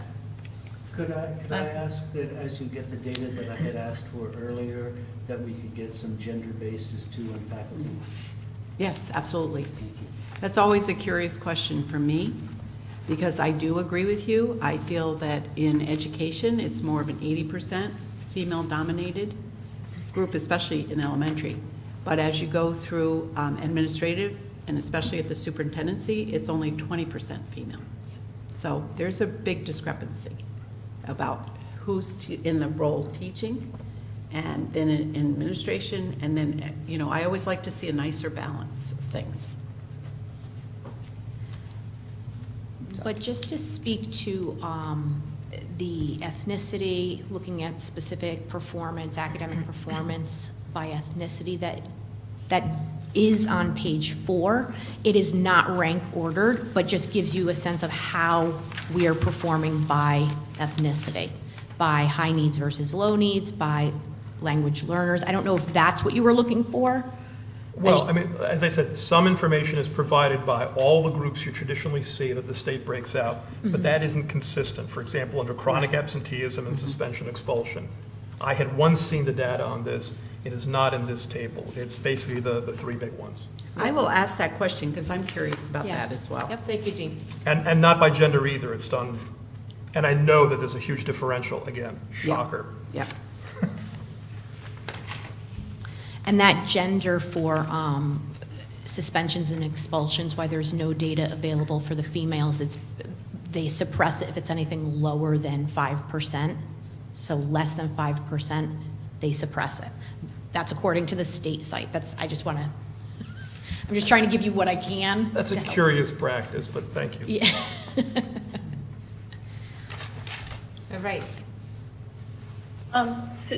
Susan, before you leave that area second. Okay. I just wanted to comment, Southeastern Connecticut, we have a high proportion of female superintendents in our area. When you think of Stonington and Groton and New London and Clinton, it's wonderful, I think. And I would say just just in the wanted- past several years too, that has happened, so it is good to see. Yeah. We definitely Yes, are it is. better than the average Right. as far as Thank you. balancing. Yep, thank you. Thank you, Rita. All right. So if we want to move on, I'd like for you, we're going to work from this document next, but I'd like for you to go to page 3, because I think it probably would make more sense. Because of start what- with 3. Start with 3. And the only reason I'm asking you to do that is because we started with that accountability index, looking at all those indicators and what our score is, right, as a district. What you're looking at here on the left side is that historical accountability index of the state, so how the state fares. And then on the right is Groton. So just for comparison purposes, again, just having that balcony view, right? Where do we lay in relationship to the state? And if you look, again, we're always right within a few percentage points of, or a few points of the state. Plus or minus. Plus or minus. We did have a bump up in 1819, if you see, beyond the state. But then I think you can see the decline. And I'm not making an excuse about COVID, but it did happen. So there was that decline that happened across the state. What I'd like to start seeing, what I think we'd all like to start seeing, is progress again, and see these accountability indexes moving forward, and see our students making better progress with their, index, their actual score, and then their growth over time. So that's what I think everybody is looking for. Right. And the next few slides, because the slide right before this, we've already had that conversation. So I'll just remind you as we go on. So if you turn to the next slide, the performance index, again, so this is looking specifically at our English language arts performance, overall performance as a district, based on grades 3 through 8 and then 11. For both English language arts and math, all right? It's an overall performance, it's not a percentage, it's based on an average of points, and our target for our performance index is 75. So our whole accountability index target is 85, just for performance. Where are our students in terms of how they're performing? That target is 75. And just for your reference, that's indicators 1A through F on that initial page we just looked at, okay, the annotated page. And so you've actually looked at this information back in the beginning of the year, broken down by in a variety of ways. So I just wanted to kind of recenter you to the work and give you, again, another balcony view of this. So this is in relationships, this is our English language arts, how we performed in comparison to the other school districts in our DIRG, which means, as a reminder, we're talking about school DIRGs. We're talking specifically about schools that are like us in terms of socioeconomic status. Okay. So when we look at our DIRG in terms of language arts performance, we are leading the pack. I have to say, though, Vernon is a great colleague and competitor. I actually know their superintendent. We've talked about taking walkthroughs in each other's district. So we're kind of neck and neck, and you'll see that back and forthness. So I would say that networking with colleagues, you know, in our DIRG and outside our DIRG, in our neighbors, with our neighbors, is really an essential ingredient to making progress. And so again, that index was 66.1 for English language arts. Is that grade specific? Nope, that's All of the overall. grades. Grade Matthew? 3 through 8 and then 11. Your predecessor explained, if I understood him correctly, that we were not to confuse the index with grade level competency. You need to bring your microphone closer. Thank you very much, Mark. I'll repeat myself. If I understood your predecessor, the index was not to be confounded with the grade level competency, but it had been of concern to me when I asked him if he could give a ballpark figure of what our score, I think it was 70 when I spoke to him, I'm not sure. He said, if I remember correctly, that we have about 70% of the kids reading at a grade level. If I'm mistaken, please correct me, Susan. I'm not trying to mislead anybody. I think he was trying to explain that these were not percentages. These were And I understood that, but I asked him if he could just give a ballpark figure of how we were to understand them in terms of competency compared to what minimum standards, or is that the right word? To Well, you can grade look level at it in all standard, to those grade different level ways. standards. Yeah, grade So, level standards. I understand this is a systemic situation around the country, that Groton is doing better than most districts, and the last thing I want to be construed as saying is that we're saying our teachers aren't doing their job. They clearly are. And yet, I'm concerned if in fact we have 15 or 20 or 25% of kids who are in their latter high school years who are reading below grade level, that's of concern for me in terms of their careers and future. So I just don't know how to understand this in terms of grade level. If this is not the time to address that, please let's make a time. So we're going to be showcasing all different kinds of data points that we use. We use universal screeners 3 times a year that really get to the heart of that matter. So we're going to be showcasing at least a dipstick for our early education, our primary kids. But we also have that with something called Lexia Power Up, which is ELA for the upper grades, middle school and high school. So those are all data points that we can share, and that'll give you, I think, a better understanding of, so what does that mean for Groton? How many students are at or above grade level, close to grade level, or below grade level? That's how we look at it, almost like as a 4-tiered layer cake. And a complementary question to this is, do these figures include 504 and IEP students? If they do, that would explain a good portion of why the grade level overall is low, but it's never been clear to me as to whether It's they're always included or not. about all of our students. They all participate. I mean, there might be certain IEPs that have kids participate in some measures and not others, but mostly they all participate. Even if it's with an alternative assessment through the state, that becomes more like a survey, so the teacher works with the child individually, but all kids really, we want to know about them all. I hope we can have at some point a robust discussion. Yep. And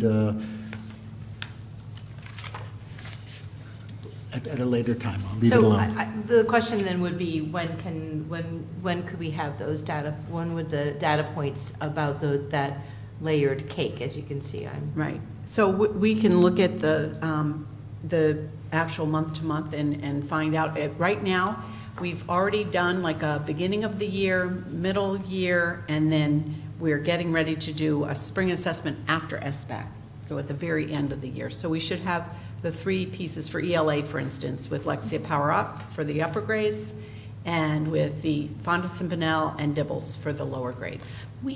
I could certainly get the information, like a percentage of our 3rd grade population that's at benchmark or above, meaning they're at their grade levels, they're meeting their grade level standards, or they're exceeding, versus who is not. That information I can get that for you if you give me a few days, just because tomorrow's crazy. I'm happy to send that your way. Well, we need to have an agenda item. Sorry, I just need to take a quick phone call. But I think we need to have an agenda item when we see that. Okay. So that we can have better discussion. Okay.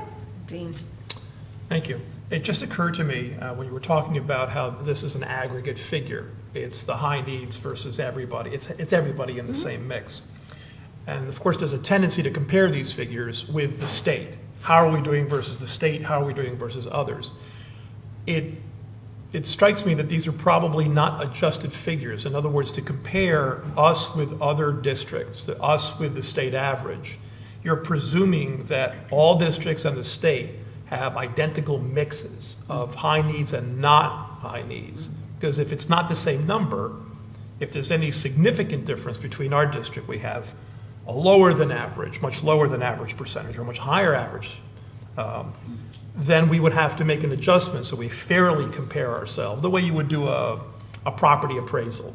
Who's got an extra half bath kind of thing, you just up or down. That's a good analogy. But I don't know whether this is, obviously that requires more work to do that. I can maybe do a rough back of the envelope calculation based on the figures that I have of what percentage we have and kind of play around, but do you know whether we're comparing bars versus bars, numbers versus numbers, but inside those numbers, they're different mixes, significantly different mixes? So that's why we use a district reference group, because these districts, like the alliances, we are one of the last of the alliances, so we are a top performer in the alliance.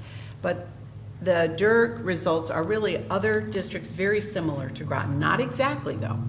I mean, they still have differentials, like our special ed population is close to 20% in our district. Right. So if we looked across, at these others, that would be really an interesting study to see how all these other features that we're examining impact the other districts. Because I think when we're talking about educating, clearly the high needs kids, especially kids that require special programs, we're not simply talking about socioeconomics, but kids who already come to school, with issues that have to be dealt with, like that cognitive issues, for example. That's not to go back to tracking kids differently, but that's we should be comparing the non-special needs, if you will, to the non-special needs. How are we doing there?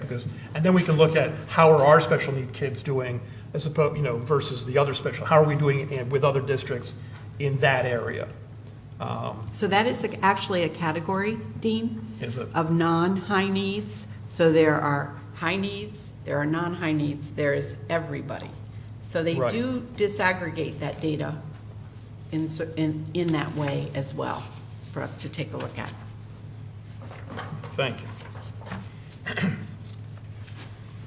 So again, the next slide is the same concept, only for math. So how we are performing in relationship to the districts that are most like us.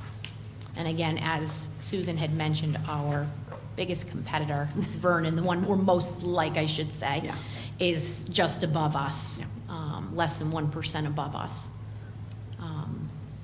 for math. And again, that's specific to performance. And again, that's with the state set goal of 75. So I think, to echo what Susan was saying earlier, we balance the fact that, we're happy to see where we lie in comparison to the DIRG, with the knowledge that we have a lot of work to do to improve. And to get to I that think- 75. I think, Dean, you said it also, we acknowledge all the work that our teachers have done, and I think the teachers acknowledge too that there's still, a lot of work to be done. Also, our schools get an actual target number. So we do have Northeast Academy, for one, has met their target in certain areas. So you do see across the district, that the schools perform in a different way as well. This is all an average of all the kids, that are tested in all of our schools. But it can break down in that site. I know a few of you would like to get on, and I'll give you the link, but it's really incredible how it breaks it apart, and you can see a lot more detail. I'm going to recognize Rita. Rita, you're being recognized. Yes, thank you. I was curious about, we didn't go over the Connecticut Schools of Distinction for High Growth, did we? Charles Barnum and Northeast Academy? Not yet, but we're ready to. Oh, you're going into They're coming up I soon. thought you skipped it. No, we didn't want to skip good. that. That's a great lead-in, Rita. Yeah. Thank you, Rita. Thank you. And I was curious about the 75 and how it does say that it's not a percentage point, it's a target. That's and right. It would be interesting to see how many districts in the state are above or at 75. Is it just the, the Greenwiches and the Westport, or are there many other towns that are also at 75 and above? So And you bring up a good point. It's not only as a district, but there are schools in different communities that are performing at different rates as well. Yes. And I do have to say that I've done a lot of research in this area. Rick Collenberg was a doctor who came to us back when we were building the one middle school, and his work is all around socioeconomics and balancing socioeconomics in schools, and how, Yes, I remember. if that's done carefully, that is really a win-win for all kids. So, Thank you. all right. So then now we're shifting not to a number target, but to a percent target, just if you feel like you're getting a handle on things. They throw us another curveball. So academic growth is a little bit different in the sense that we're looking at specific students and how they're progressing over time.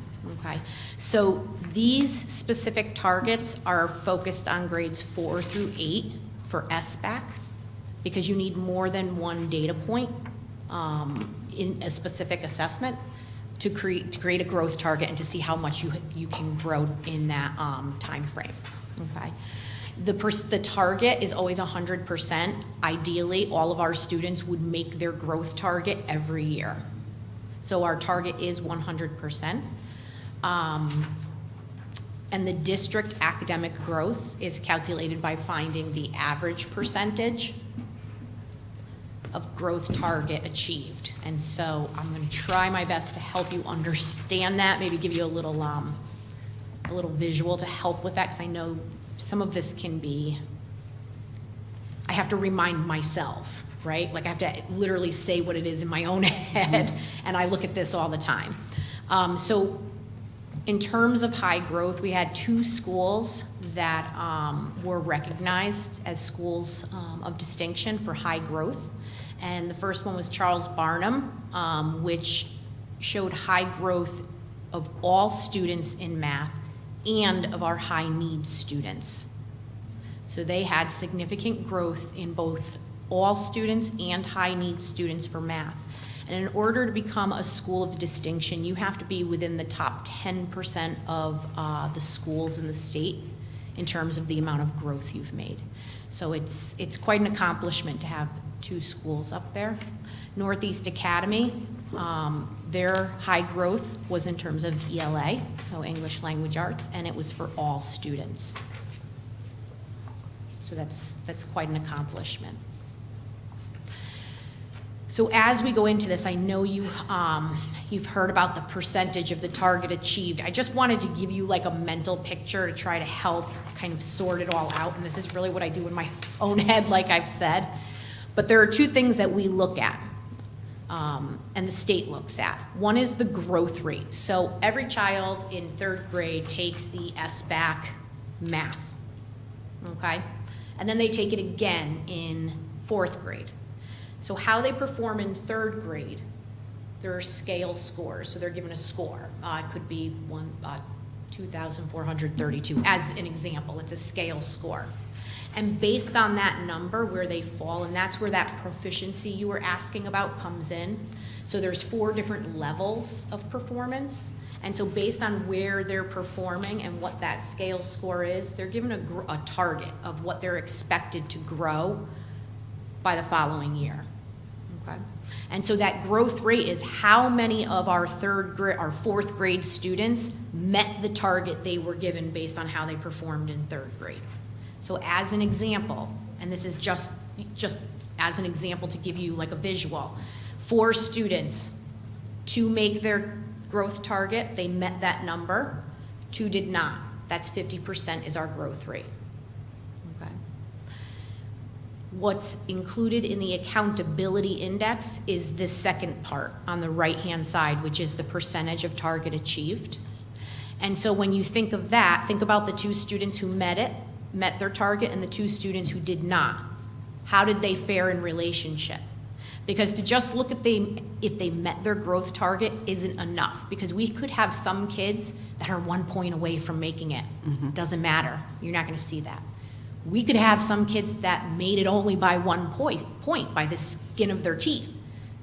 You're not going to see that here either.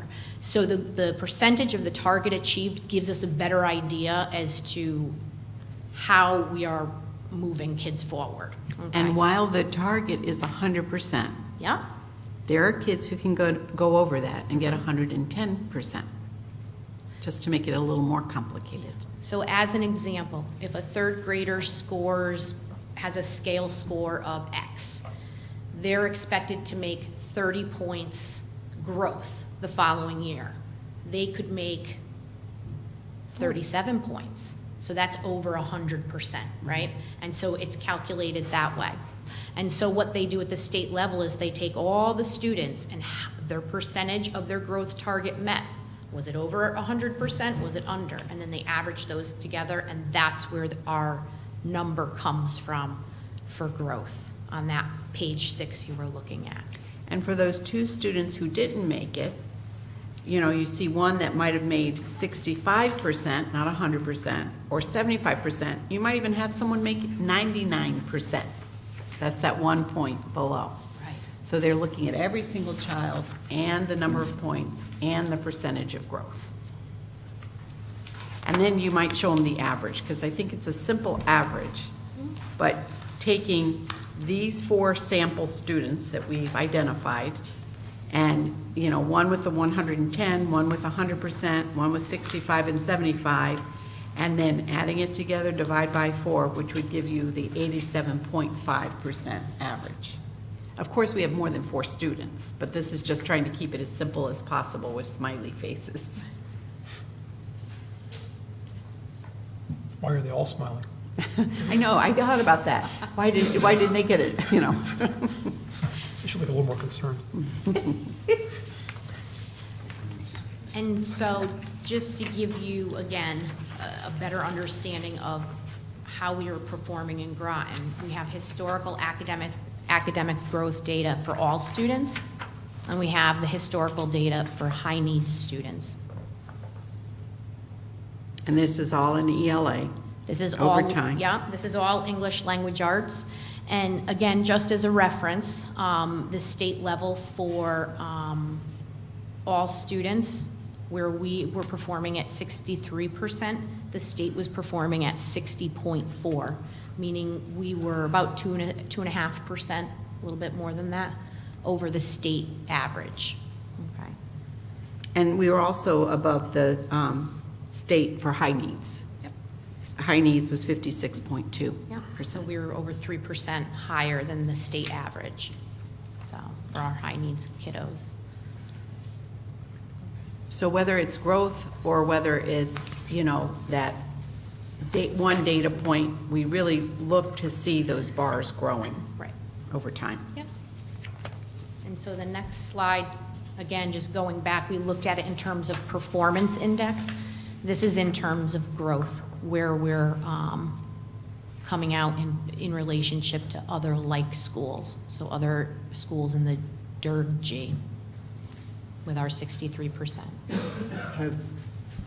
Have they set a 3 or 5 year target for what they're liking, where they hope schools will be? So we have what's called the ESSA milestones. And so it's actually a 13-year plan. And so and the idea is based on a cohort, right? It takes a cohort 13 years with kindergarten to get out of it. But it adjusts every year. So where we fall, that number might adjust, but the goal is always to get to that same place at the end of the 13 years. And again, that's ESSA. She said ESSA, which stands for the Every Student Succeeds Act. Okay, and We presented, I'm sorry, I didn't mean to cut you off, but we presented those in the past, if you remember, with the dotted lines. Yeah, at and the end of the yes. growth. And so we still have those that we can share later. Is that 75? Is that the figure that they were looking for? That was the target for the For the performance, yes. performance, yeah. Yep, Dee?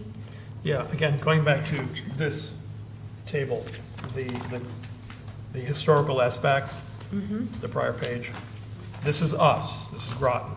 Yes. Over these year periods. Of course, there's a gap, I understand that. But this is an example of, there's all students and high needs. There's no non-high needs table, maybe because it's good crowd things on the page. But again, this sort of presumes that in any, as you go from year to year to year to compare, that our mix of high needs and non-high needs is substantially the same. No variation that would really throw anything off. So if you were to compare year to year to year, it's a fair comparison. But that's a presumption. I don't know whether it's a rebuttable, well, it is a rebuttable presumption if I had other numbers, but I have no way to rebut it. When they are looking for the gap, they are looking at all of the students versus the high needs in the gap, to show the gap. So the closer we are with our high need students and all students, the better it is to not have that big a gap. But you could also look at high needs versus non-high needs too, to see where that variation is as well. Well, that would be a bigger gap, and it would be more alarming, concerning, whatever, however you want to phrase it. I don't know whether the goal ultimately is for high need students to perform at the same level as non-high need students. It really all depends on how you define, which subsegment of the high needs you're talking about. But there will always be this gap here. I think maybe we're not showing the non-high needs because we're afraid to look at that difference and what that might say, or what people might take away from that. But I have seen it that way as well, non-high needs. We could certainly tease that out. Tease that out. But to be clear, just because a child happens to be classified as high needs doesn't mean there are certainly high needs students that are outperforming some of our non-high needs students too. Yeah, these are gross aggregate categorizations where we think there are factors present that might affect their ability to perform in school. Exactly. I get that. Yeah. You got that right. Yeah. So I have a hypothesis that high needs is the wrong metric to be looking at, because I think perhaps a better metric would be if we said those students who are IEP and 504 who have individualized plans and individualized targets. Certainly we do everything with all students together, but we disaggregate those students and include high-need students who are not IEP and not 504 as a part of a general population, to see what kind of progress we're making in the non-IEP 504. That may not make sense to you. I'd love your feedback. We actually look at that. That's really important data that we look at. And we monitor it probably ever so carefully in special education, because every special education student meets at least once a year with the team, sometimes more than that, sometimes multiple times, to look at their data across even more than state data. They have more ways to track data and chart data, and they keep it really on a platform, and they're actually evaluated based on what the IEP is looking for, and they're targeted specific goals for each individual child. That's why it's called an IEP, an individual evaluation plan.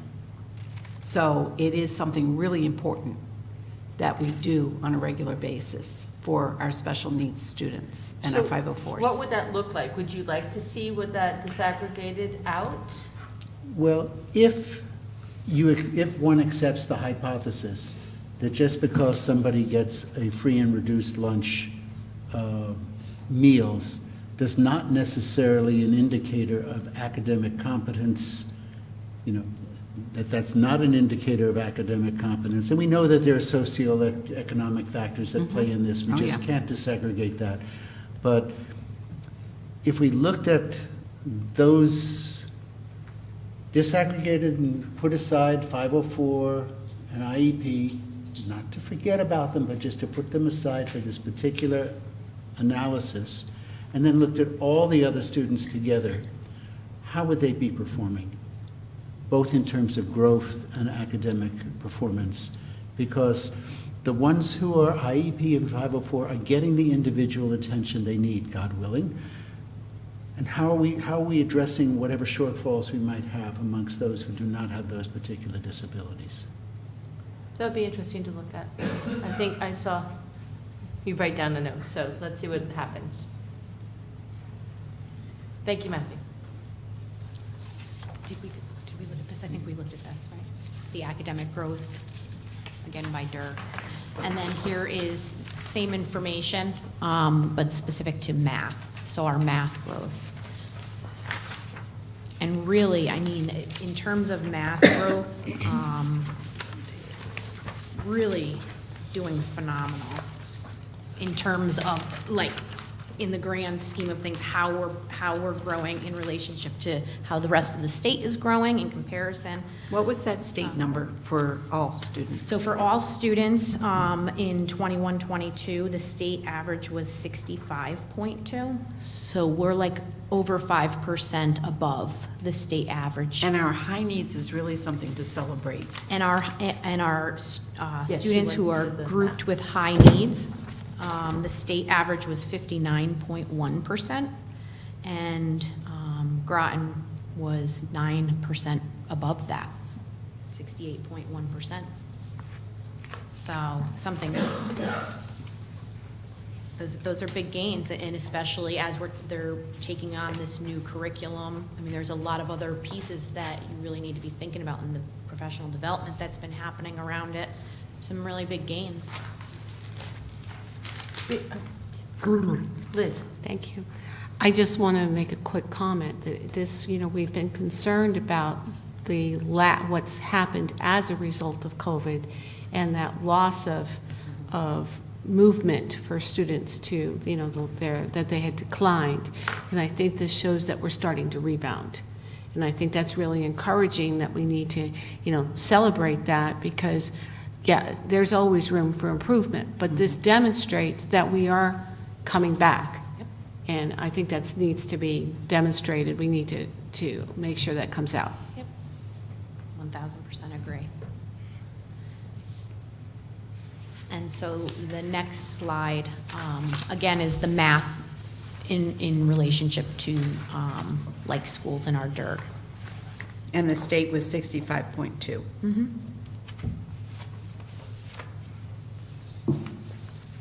Any questions on this information? I know that, and I appreciate the staff being willing to kind of go back and forth on conversations. I just think it's a richer conversation. It's a lot of information. It is. Can I make an ancillary comment that I personally greatly appreciate this. I think I'm speaking for the board. But next January, we need to go over this all again to reorient all the new people. And I try to do it in steps. Like, we really have been receiving information back from the state almost as soon as the kids are taking the test. It's usually embargoed, so we have to get like the A-OK to showcase it. But we really tend to be able to show you the first glance of it in September. and then bring it back to you. So I think you see bits and pieces over time. So this is one of my favorite times, though, is to showcase when we get the report and we're able to really do a deeper dive and go through it, because then we're getting ready for a whole new testing cycle, you know, to compare it to. So.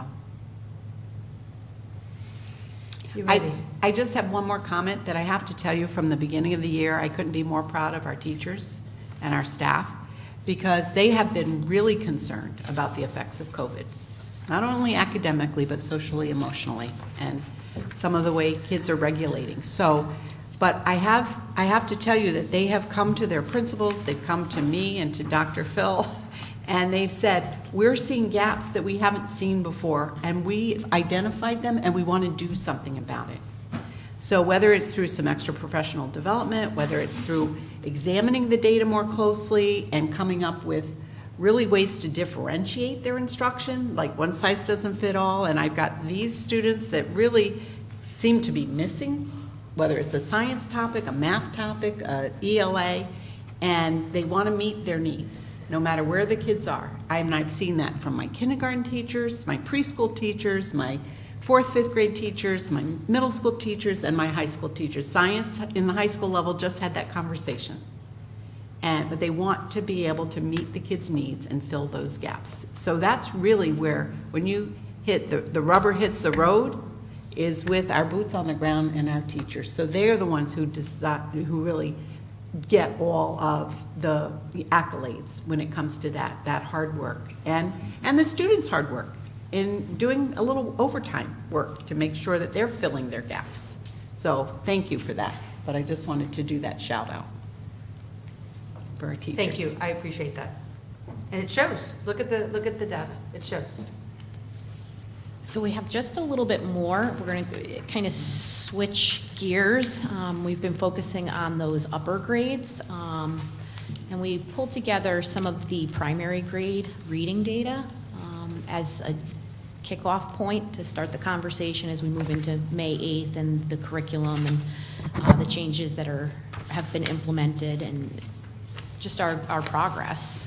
And can I just say, this is one of the areas where we're shifting the balance. We're looking at universal screeners that have been accepted by the state. And we've always used something called a DIBELS, which is Dynamic Indicators of Basic Early Literacy.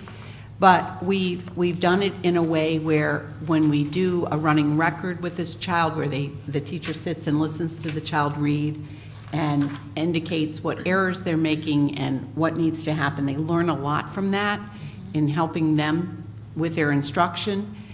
We've used something called a Fountas and Pinnell basic assessment, but we're really looking at these other assessments as universal screeners as well. So DIBELS is one, and we've just started with all kids this year. We also are piloting a program called AMIRA, which is another one that the state is recommending, which is very interesting, and we're getting results from that, and we're working with our teachers, listening to what our teachers are happy about, concerned about, because they will help us to make the decision about what's going to work best. So I just wanted to put that out there, that this is one of the shifting of the balance, really making sure that our phonics and phonemic awareness are being taught, and all of the areas that are predictors of, possible students at risk. And so DIBELS, as Susan had mentioned, is one of the screeners that has been in the district, has primarily been used with students who are receiving interventions, to monitor students who have individualized plans. But this year was the first year they began to use it whole school as a screen, or whole grade level as a screener, so all students. They started it in mid-year. So we have one set of data points for K1 and 2 in terms of, progress. We can't look at progress just yet. They will shortly be administering this again. And so at some point towards the summer, we'll have more information to look at what the gains were, okay? So just to kind of run you through these are all like the foundational skills for reading, which start with letter name fluency, phonemic segmentation, so like being able to hear the sounds in words and break them apart. Nonsense word fluency, so looking at a word that really isn't a word, being able to read it as though it was. That's really what we're talking about when we're talking about nonsense words. And so when you look at grade 2 does not, for all students as a screener, they don't do letter name fluency or the phonemic segmentation. It's just K and 1 who do those. And so if you look on the left, you have 3 different colors for letter name fluency, 4 for phonemic segment. And what those colors represent is where they're at in terms of benchmark, okay? So the red is what we would consider in need of intensive support. So we need some good interventions there. The yellow is what we would refer to as those cusp kids, like they're almost there, but not quite. And then your green and blue is we're at or above where you should be at this point in the year at this grade level. So on the left, you have the actual numbers, the count of students who are at each of those different levels. On the right, you have the percentage. And the percentage is given of students that are about where they need to be or just below, and then you have what's in red, that intensive group again. Those are the kiddos we're really gonna focus on intensive interventions for. And during instruction, which we'll tell you more about in May, that means that a lot of the 90-minute time that kids are learning to read, there could be some small mini lessons that are whole group, but there's a lot of work that's done in a small group of maybe 2 or 3 or individually.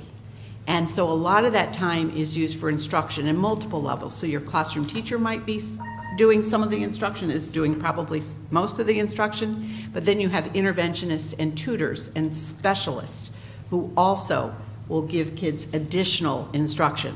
So the more at risk, the more needs, the more instruction that those children will be receiving.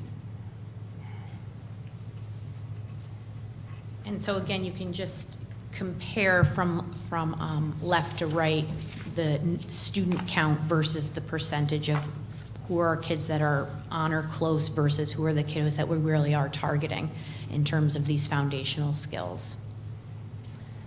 Does anyone have questions about this? I don't want to just read off each grade level to you. I think you also see the improvement from K to 1 to 2. Yeah. That that it takes time, that a child might not necessarily pick all of these skills up in kindergarten.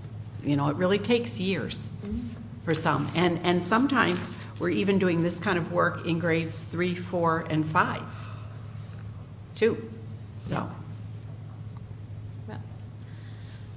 And then on the next slide is the oral reading fluency. So reading out loud to a teacher and the teacher coding what the child is reading. And that was not administered at that point in the year to KM1 because they were working on those previous skills we just looked at.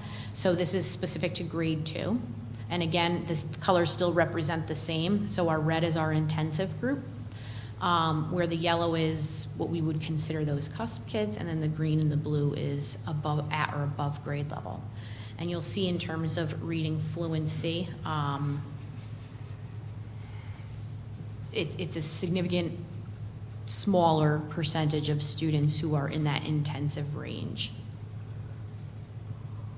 And that NA, though, is specific to this particular assessment. Right. There are other assessments that we do, oral reading fluency, that we're able to look at in a different way. Right. And so I believe some of those changes will come during that reading night in terms of those changes to oral reading fluency at the K level, right, first grade. And then the last slide is really the Fontes and Pinnell at K1 and 2. And so the Fontes and Pinnell is specific to like the reading, how we understand what we're reading. And those are their benchmarks, so dependent on the time of year. Every grade 1 student is the benchmark changes. So at winter, it's 1 letter. At spring, it's another letter. So it might start with E and then by the end of the year, they need to be at G, as an example. So what you're seeing here is kindergarten, we don't administer the F&P until mid-year, which is why you don't have a fall score, because they're not reading yet, and Fontes and Pinnell is really specific to reading, like oral reading. But there's another shift that I've heard from my kindergarten teachers. I'm really paying attention to them. And we have purchased a number of decodable texts for these levels, K1 and 2. In a decodable text, they really can't look at the picture to determine meaning. They're really looking at sound and letters and, you know, cracking the code. Yep. So the teachers have said, really, the F&P probably isn't the best type of device to use in kindergarten. Using decodable text and doing a running record on decodable text, using, you know, the Dibbles or the Samira will give them better information. So we are going to be making shifts, and you'll learn more about that. But our teachers and our specialists and even our consultants around the science of reading are helping us determine what's going to be the best tool that we can use to determine our students' needs in reading. Does anyone have questions? Dee? No, I'm going to yield to this. No, I just was wondering about the 80% on the Fontes and Pinnell. Does it only go to, that's the highest of the scale is 80%? No. I No, don't. it would go all the way up to 100%. Okay, so, okay. Dee? So, fair to assume that if we're using Fontes and Pinnell as assessment, that we're using Fontes and Pinnell to teach? In other words, that method, the whole language, if you will, or that's part of It's the really whole not language whole thing. language, it's a balanced literacy approach, but the Fontes and Pinnell assessment gives us a level of the reading. So we can either use something called Lexiles, or we can use these F&Ps. It tells us what level the child is reading independently and what is instructional. So those are very important if you're differentiating your instruction, to make sure that students are reading at their independent level if they're reading by themselves, or at an instructional level as the teacher's teaching them. Right. And these numbers are equivalent to grade level? Yes, benchmark. for each grade. Percentage of reading at grade level? Yes. Right. And really, it's by the time we look at the spring data that you really are determining if they're making the benchmark at the end of the year. I think there is some controversy as to, and some questions as to whether whole language and balanced literacy are two sides of the same coin, or another way to put balanced literacy is another way to say effectively whole language. There are lots and lots of debates. It's not a monolithic topic, but we'll get into it, I guess, when we talk about reading. Right.